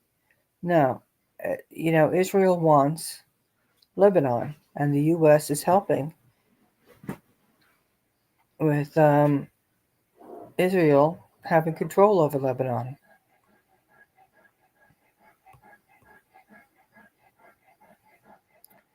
This is the second time the Israeli occupation forces have targeted Nabata al-Fawq today, after an airstrike targeted the area earlier in the morning. And according to Al Mayadeen's correspondent in Gaza, 10 Palestinians were injured, including one in critical condition after an Israeli drone strike hit a tent on Al-Jalala Street in western Gaza City. Horrible. I just don't understand that. How they intentionally shoot at, and this one said it was a drone strike. A drone strike on a tent. I mean, that is just horrible. I mean, it is just so evil.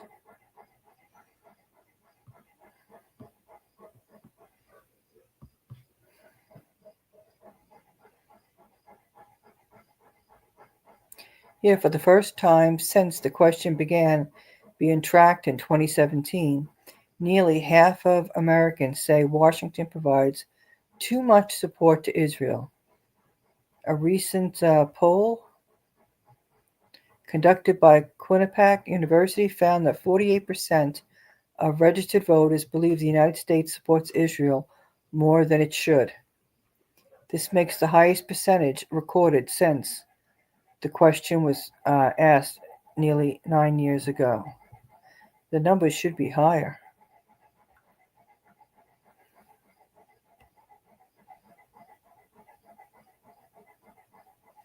And Major General Moshen Rezai, a member of Iran's Expediency Discernment Council, affirmed that the United States, by supporting the actions of its proxy forces in the region,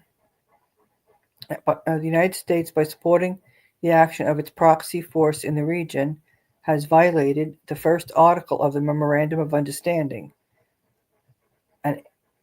and added that by continuing to create tension in the Strait of Hormuz has violated the fifth article.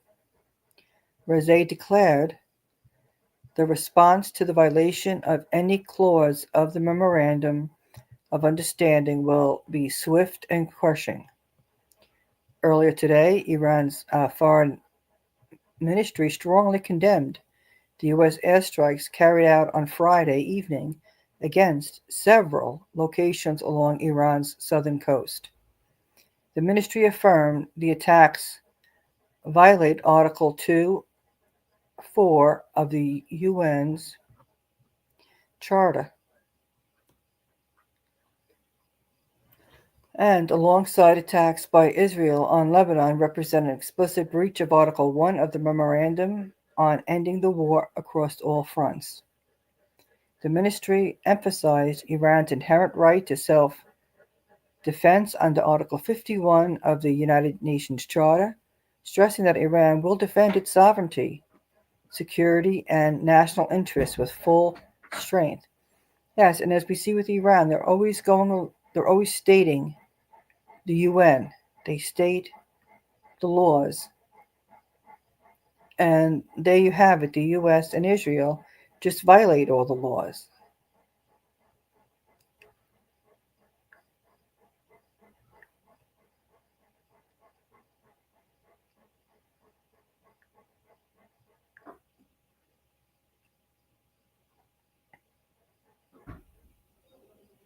And then Hezbollah MP Riyadh rejects the malicious, fake, he says, Lebanon-Israeli framework. Yeah, so this is rejected all around. The head of the Loyalty to the Resistance Parliamentary Bloc, Mohammed Riyadh, rejected the U.S.-backed Lebanon-Israeli framework as a surrender to U.S.-Israel dictates, warning it legitimizes the occupation. That's basically what it's doing. I mean, it's sickening.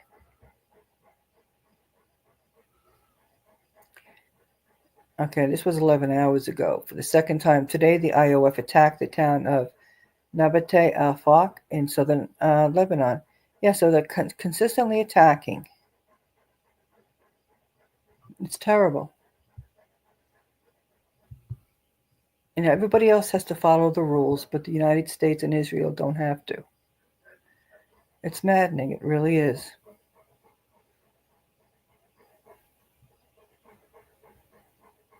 Okay, let me see. Any more comments? Let me see. Let me get up here.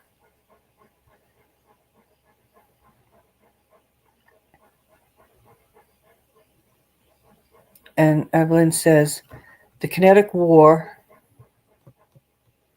is precipitated by and is now in the Strait of Hormuz.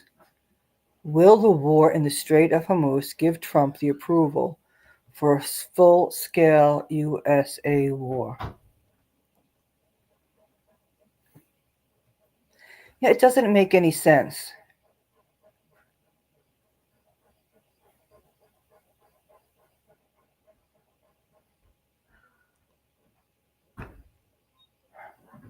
Now, this is just so horrible.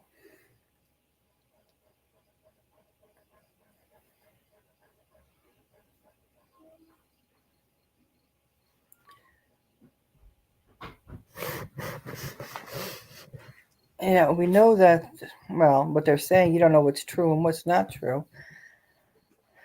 But right now, Congress and the Senate were saying they don't want war. They had that vote, but, Trump can veto it. And then we're going into the midterms. So they're all looking for, their votes.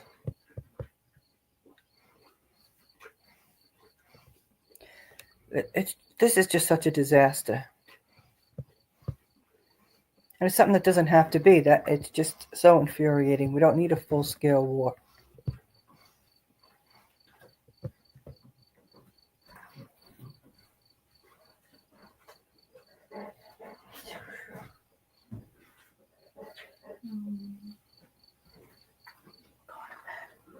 This call is driving me out of my fucking mind. Okay, let me see if there's anything more. Let me see what Press TV has to say.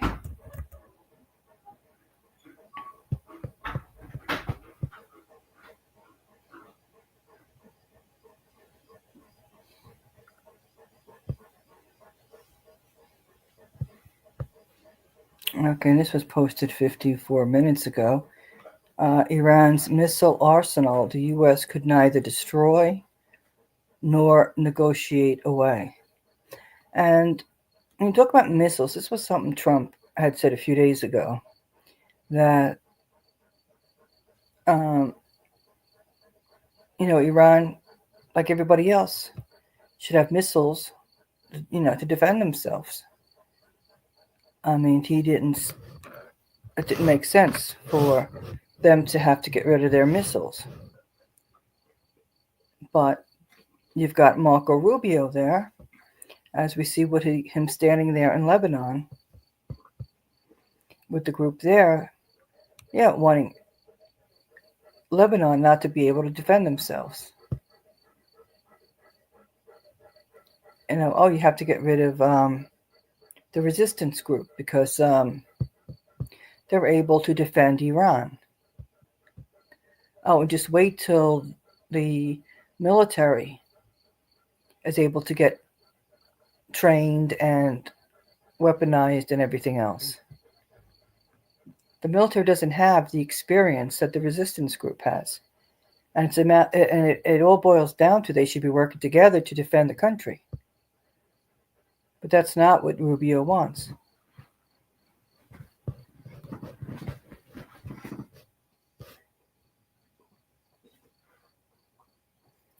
This was 1 hour ago.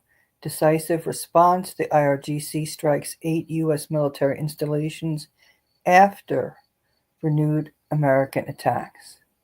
So there you have it. Marco Rubio, he's safe. Trump is safe. They're all safe. But what about the U.S. citizens that are over on these military bases or in the region there? Well, it doesn't bother them. There's no reason for any of this.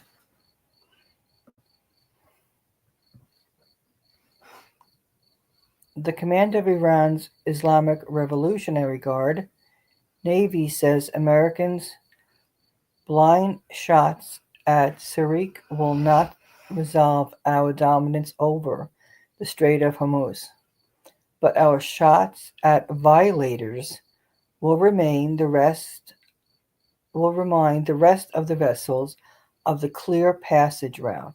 Yes, they are in charge. And the U.S. probably is challenging that, telling vessels to try to get past,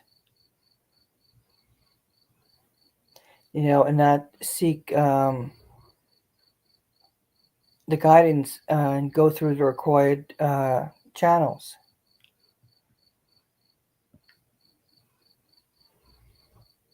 The commander of the IRGC Navy, the reckoning for American bases in the region is a separate matter. They will experience hell in the coming days. And this is because of the President of the United States and Marco Rubio and everybody else, stands with Marco Rubio. And this is what Netanyahu wants. Because this doesn't benefit the U.S. at all. I mean, this is sick. It has nothing to do with defending the U.S. So the U.S. citizens that are over there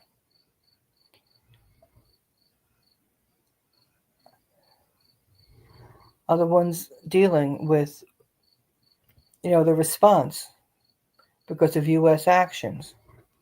I mean, it's terrible.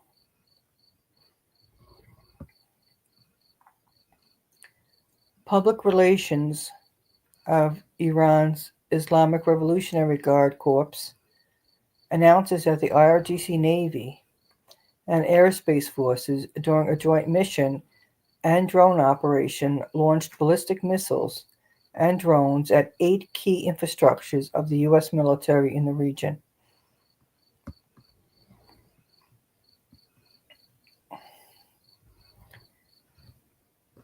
And it makes no sense. I mean, the U.S. brought this on themselves.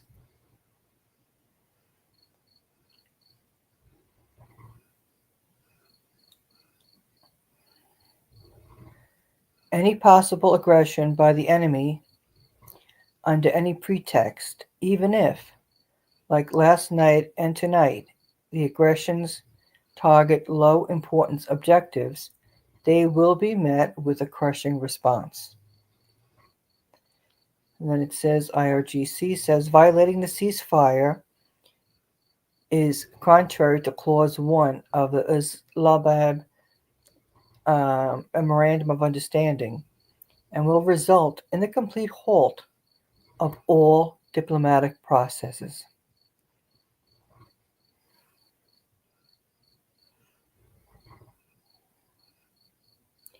Here, 3 hours ago, it said explosions were heard in Kuwait following U.S.-Iran attack.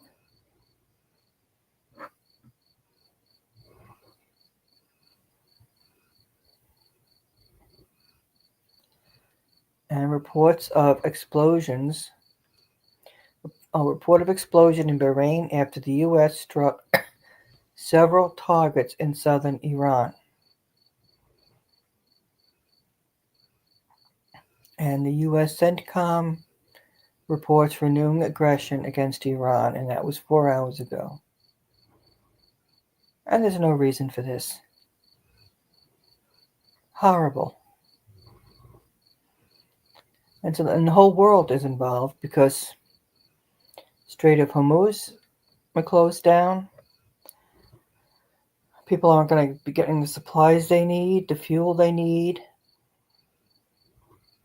and all the lives that are going to be harmed. People are going to be injured. There's going to be deaths.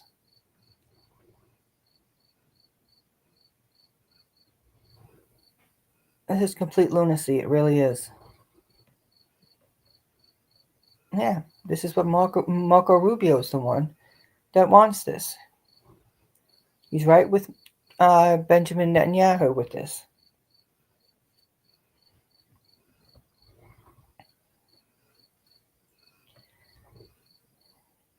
The IRIB correspondent in Bandar Abbas reports that 4 projectiles have struck the outskirts of the city of Bandar. Details of operation carried out by Iran's IRGC Navy against American targets expected shortly. This was posted 4 hours ago. Here, 5 hours ago, CENTCOM confirms that the U.S. forces have carried out several strikes in areas across southern Iran. And this is just terrible.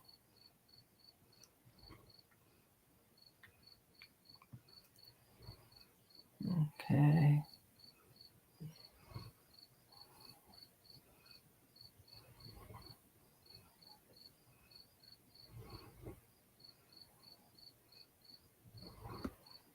Okay.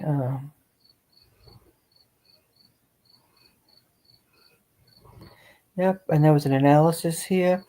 Strategic miscalculation, how U.S. violation of the Memorandum of Understanding bolster Iran's Hormuz leverage and regional deterrence.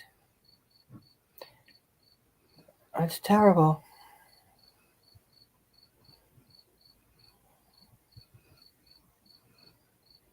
Okay, let me just go over to Telesur and see what's going over. 2 hours ago, they said we stand with Venezuela. In the aftermath of the earthquake, thousands of children may be separated from their families, disoriented, or in shock. Solidarity saves lives, but emergencies can also increase the risk of trafficking, exploitation, and violence against children. Protecting children is also an emergency. Oh, that's a fact. It's just so horrible that in the middle of something so horrible happening, an earthquake, and then you have these people looking to exploit and traffic children. It's just terrible.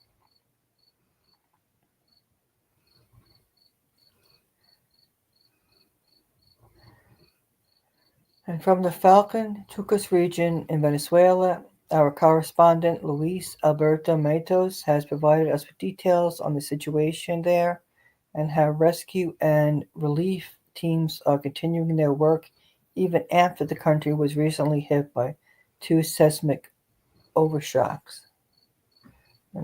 Okay, they're translating on the bottom. I can understand it. We stand with Venezuela, says National Assembly President Jorge Rodriguez praised the solidarity shown by the Venezuelan people following the devastating earthquake and urged citizens to rely on official information to avoid misinformation. He also asked volunteers not to travel independently to La Guaira in order to keep roads clear for rescue operations. And that's World Cups information. And then here, Tucos in Falcon State has emerged as one of the areas hardest hit by Venezuela's devastating earthquakes. Rescue teams continue working against the clock to locate and free trapped people beneath the rubble. Let me see if this. In Falcon State, the town of Tucacas is one of the areas most affected by the double earthquake that hit Venezuela on June 24th. Rescue teams are still working to free trapped people. Our correspondent Luis Alberto Matos brings us more detail from the scene. Good afternoon, studios. I'm right now standing in La Mar Suite. This is located in Tucacas, Falcon State. It's one of the most affected areas in this state after the back-to-back earthquake that took place on June 24. Behind me, you can see that one of the buildings of this complex was completely brought down. The earthquake completely brought down that building. It collapsed in its entirety. There are other damages around this complex, but it's only superficial. We were speaking with the mayor of Silva earlier, and he was telling us about the figures. They have rescued 3 people. These 3 people were rescued alive on Wednesday, June 24th, and on that same day, also 2 people were brought out of the rubble dead.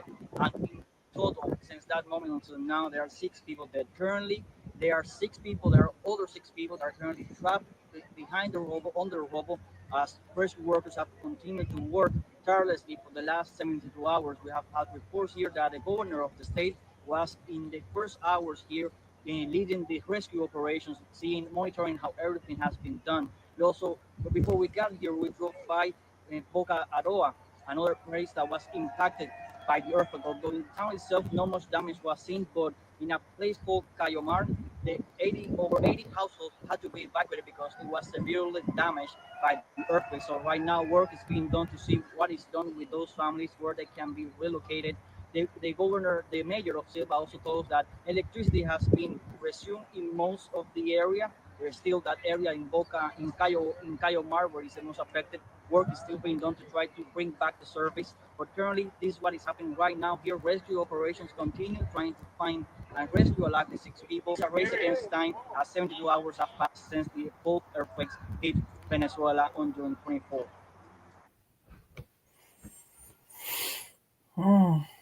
It's like getting some, like I said, some electricity back in some of the areas, but it's just so much.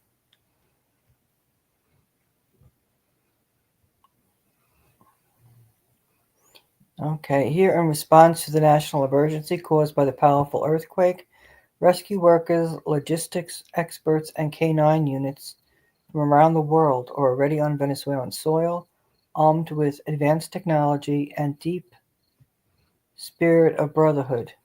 They are working around the clock to clear debris and save lives.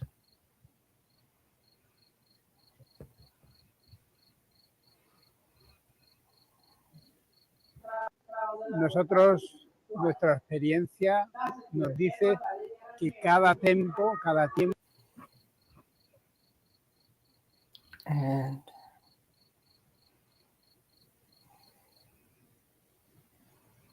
the Pope urges global solidarity with Venezuela. The municipality of Verus and Rockaway State has been identified as one of the areas hardest hit by Venezuela's devastating twin earthquakes. Authorities and emergency teams continue assessing damages and assisting affected communities.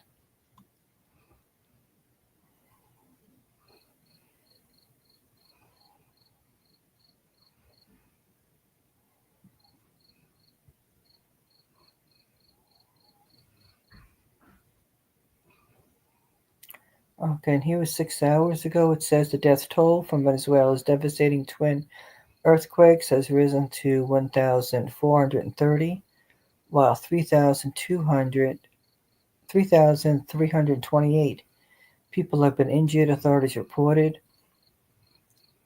More than 2,200 international rescuers are working alongside over 30,000 Venezuelan emergency personnel as relief and rescue operations continue. Officials urge the public to avoid traveling to La Guerra to keep roads clear and avoid, and for aid deliveries to enter, and for medical evacuations.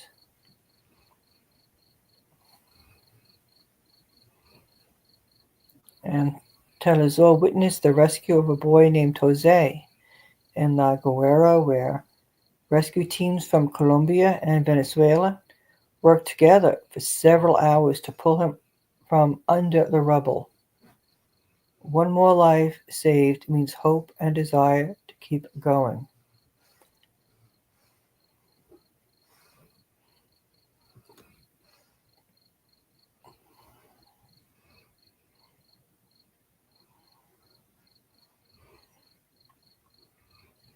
And Joseph carrying the boy away, able to rescue the boy. That was wonderful. Team rescues boy alive from under the rubble.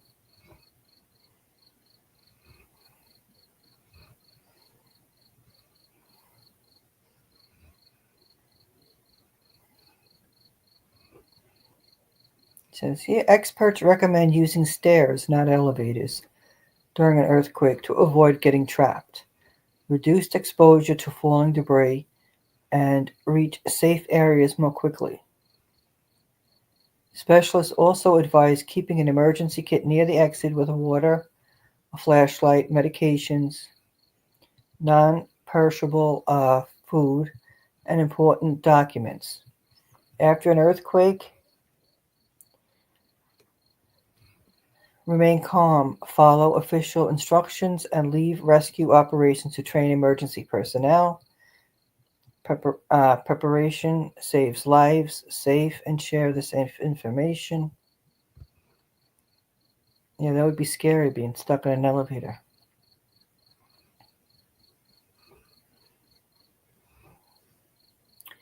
And Fernando Alacio, leader of a specialized search and rescue team, USAR Puma ARG-13, has arrived in Venezuela alongside a dedicated 30-person delegation. The mission is clear: to immediately deploy to affected areas and save lives. Even as time passes, the team remains highly motivated and determined. We have to act quickly, think positive, and trust that we will help save the people who are currently missing, Alessio said.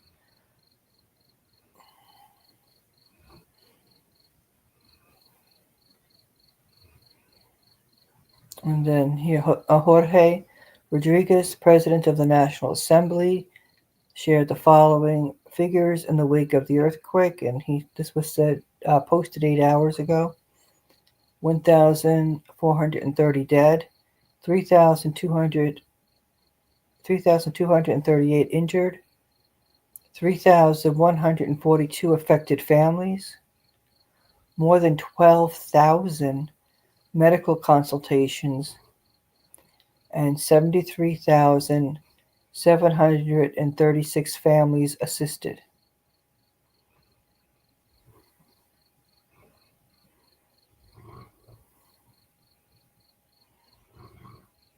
Okay. It shows international solidarity continues to reach Venezuela following the devastating earthquake. Rescue teams, medical personnel, and humanitarian aid from some nations are supporting relief efforts as authorities work to assist affected communities, deliver essential supplies, and search for survivors amid the rubble.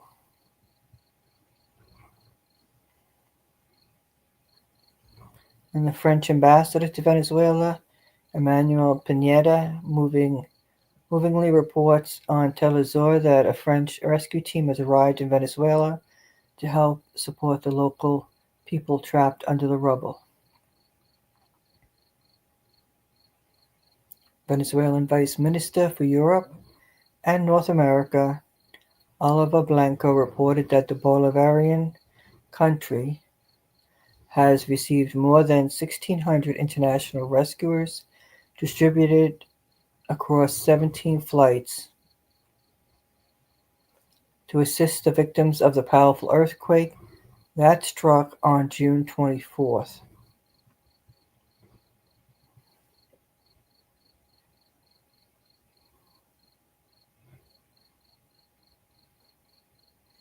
Yes, and shows a lot of the countries coming.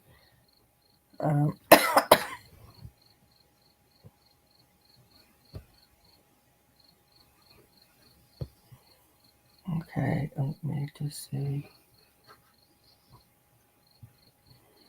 Okay, on the top is the.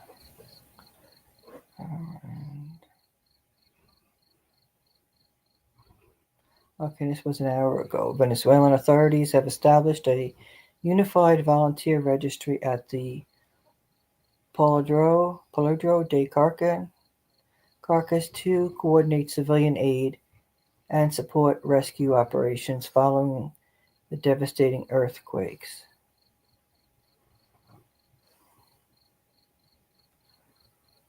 More than 2,600 volunteers mobilized to support earthquake reliefs in Venezuela.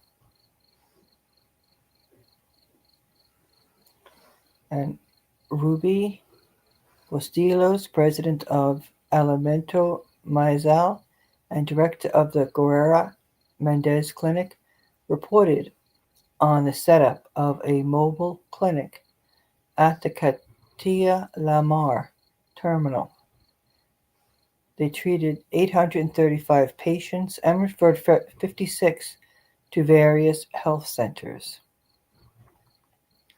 They also established a collection center and distributed food to 2,500 people per day. The president thanked Health Minister Carlos Alvarado for his support.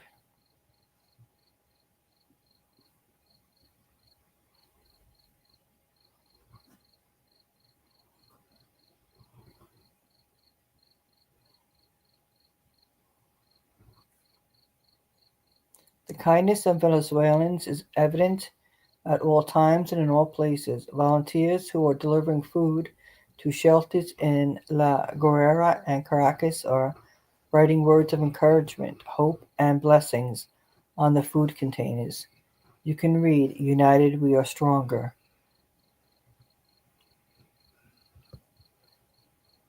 You are not alone. God is with you. I love you. You can do this. That's nice.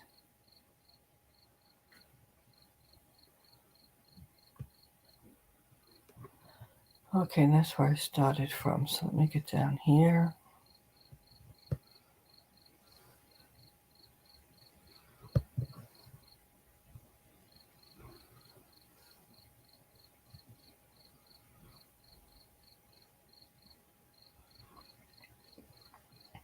Let me just see over here.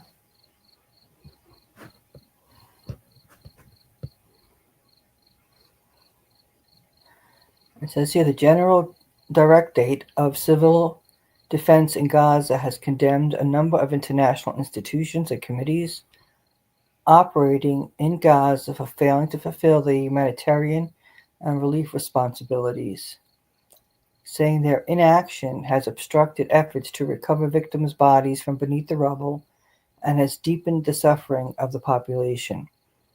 The Directorate said it has repeatedly attempted to contact the Egyptian committee to implement a previously agreed plan to provide heavy equipment for body recovery operations. However, those efforts were met with what is described as stalling and delays, forcing the postponement of field operations. And after seeing Venezuela's earthquake and people from around the world coming to help, and you're like,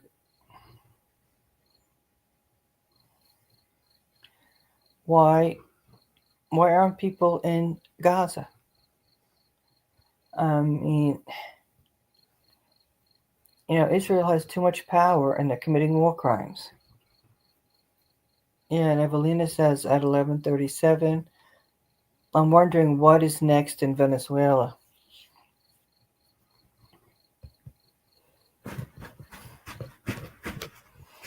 Yeah, that's a good question.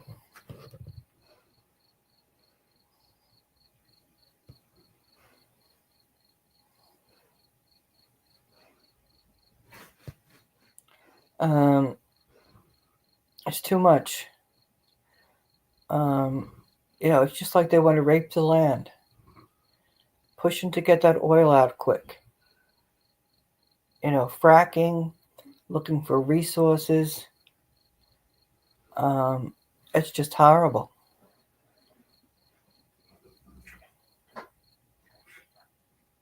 And it's just horrible all over Latin America, just wanting to take, destroy the land, get the oil or whatever other resources are there. I mean, it's just horrible.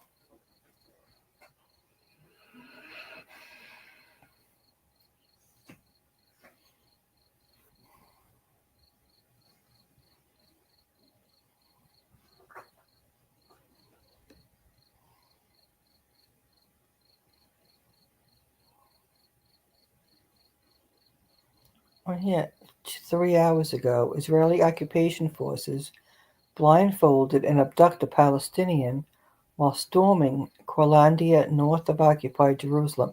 Yeah, they've been there for days. Israel's been kidnapping people. You could say kidnapping, abducting, whatever word you want to use.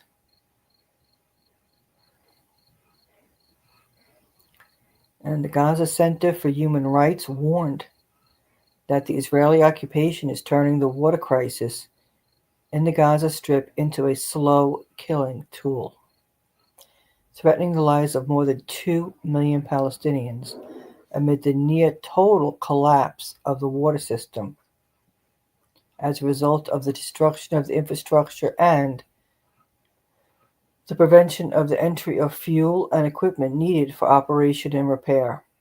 It noted that residents are facing catastrophic conditions with rising temperatures and a decline in per capita water supply to between 3 and 6 liters per day, which is far below the minimum emergency level.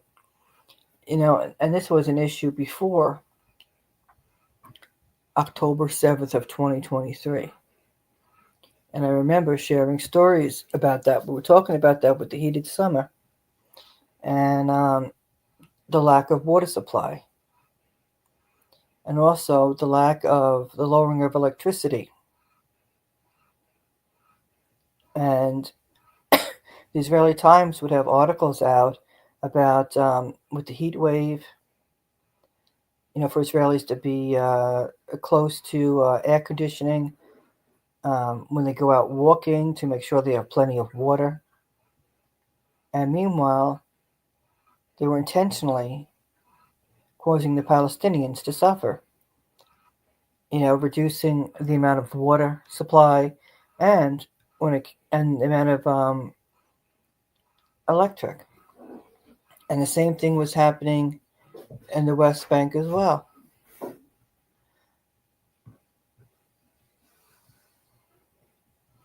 You know, all of this was happening before October 7th, what Israel was doing.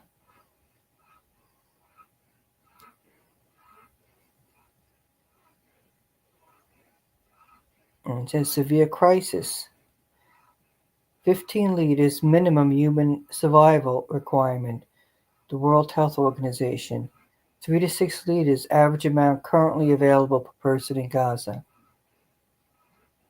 2 liters only share per person in some of the hardest hit areas. 80 liters average daily consumption before October 2023.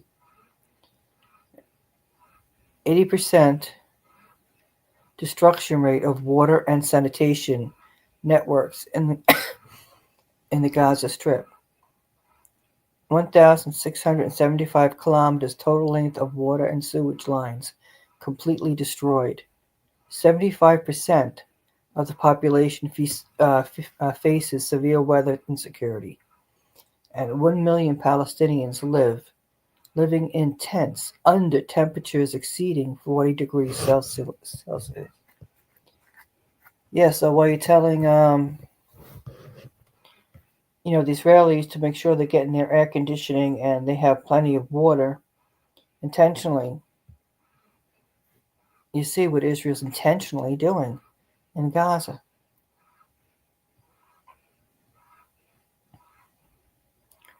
It says here, water crisis on the ground. Most desalination and pumping stations have stopped due to power cuts and restrictions on fuel energy. Most groundwater is no longer safe to drink due to the high salinity and sewage contamination. Rapid spread of waterborne diseases and epidemics, especially among children. And this is intentionally being done by Israel. They're doing this with intent, and the U.S. and the world is not doing anything to Israel. I mean, they're committing war crimes. I mean, this is horrible what they're doing to other humans. Human beings. Just like them, we're all human. And Israel is doing this with intent. And the world is not stepping in. And the U.S. is not doing anything. They're allowing this.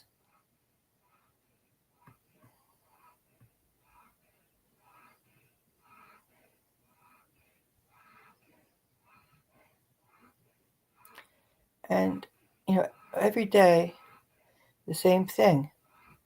Israeli occupation forces blocked the entrance to the village of Mindama, south of Nablus, with earth mounds. I mean, this is vicious, and the U.S. is not doing anything. Now, this is something the U.S., if they want to intervene in anything, this is where they should be intervening and stopping Israel from what they're doing. This is a problem. But the U.S. is doing nothing at all and is participating in this illegal activity and these war crimes.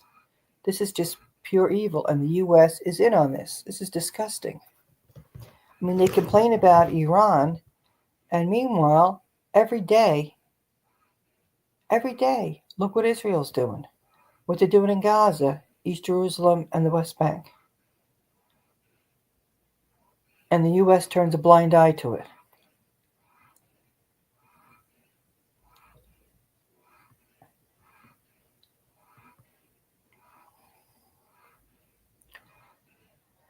And 5 hours ago, it said Israeli drones opened fire on Palestinian civilians near Al-Hashimiyah School in the Al-Tufa neighborhood northeast of Gaza City.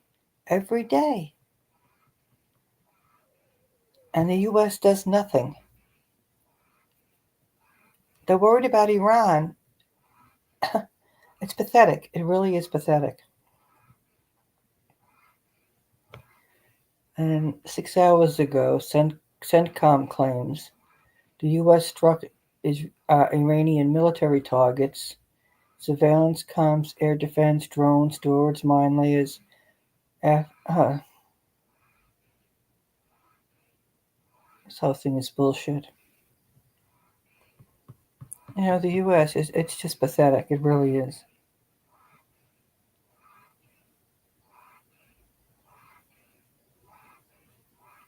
HRF filed a criminal complaint in Poland against Nitrochem, the largest producer of TNT in the Northern Atlantic Treaty Organization, NATO, over a possible role in supplying materials used in the production of military munitions that Israel used in the war on Gaza.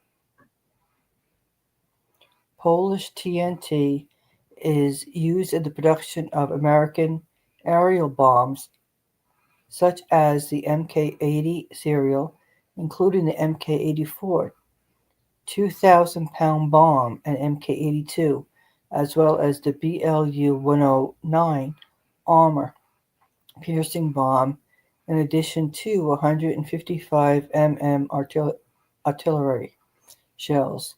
These are among the most widely used weapons in Israel's genocide in Gaza. The complaint focuses on Nitrochem, a Polish company belonging to the Polish Armaments Group, which is the largest TNT producer in NATO and a key supplier to the munitions industry, including American bombs that are said to have been used in Gaza, according to the report cited in the complaint. And it's like, where are the arrests for war crimes, for such evil?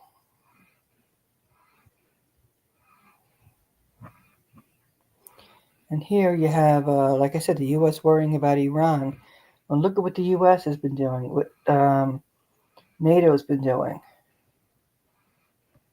And yet they're worried about Iran. I mean, it's sickening.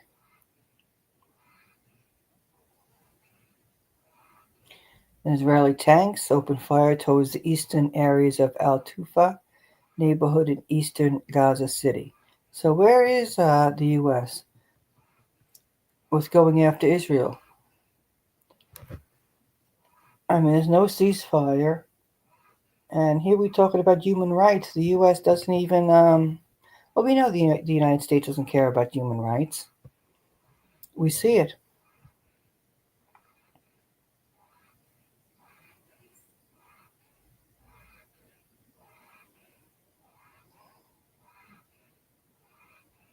And then again, an Israeli drone strike hit al-Nusrat refugee camp in the central Gaza Strip.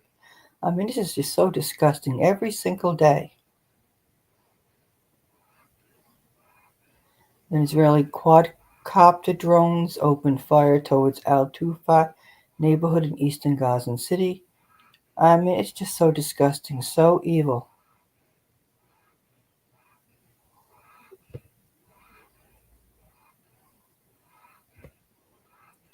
Yeah. Israel artillery targets Khan Yunis, southern Gaza Strip. So they're all over there bombing and committing war crimes. I mean, it's horrible. And nobody's doing anything about it. I mean, action is needed. I mean, this is horrible. This could be you, it could be me, it could be anybody.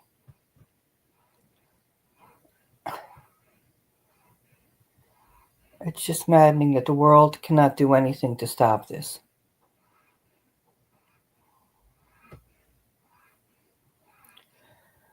Well, I'm going to call it a night.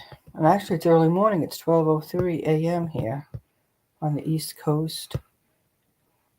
I'd like to thank Evelina for your comments. And thank Evelyn. Thank you very much for being here and for your comments. And we'll see tomorrow night. Possibly I'll be back tomorrow night at 9:30 p.m. Eastern Time. Yeah, thank you for spending your time here. And let's just keep sharing information. It's so important to wake up this world. People just listen to whatever their media tells them. And people are just so blindsided.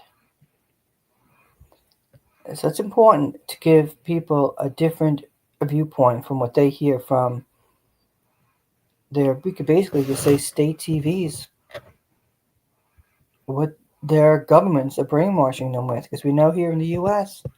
all the brainwashing that goes on in the media. So it's important to share information so people can, see a different viewpoint.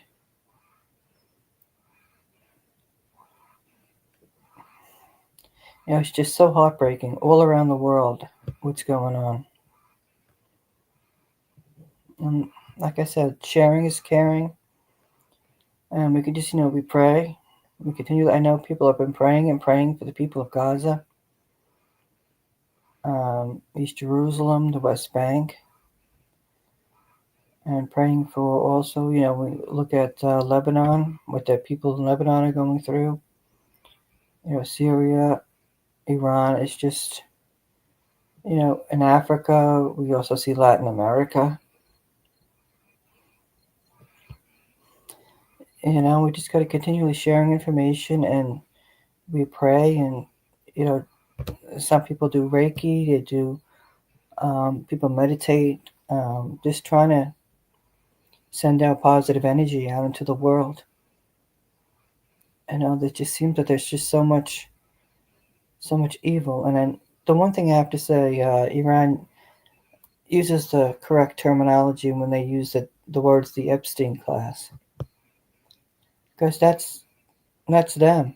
It's all about as much money as they can. They don't value human life. Bombing places and then looking to see how much profit is in the stocks you have. It's just so horrible. So horrible. So let's just stick together and share information. And, here we like to discuss the information. So we'll see you again, most likely Sunday evening at 9:30 p.m. Eastern Time. And also I have my YouTube up again. Well, it's a new YouTube channel. So you can subscribe to my YouTube channel. And I think I'm going to share that around so people can see it. So thank you again, and good night all. And let's continue to pray for peace and pray for people around the world. Thank you and good night.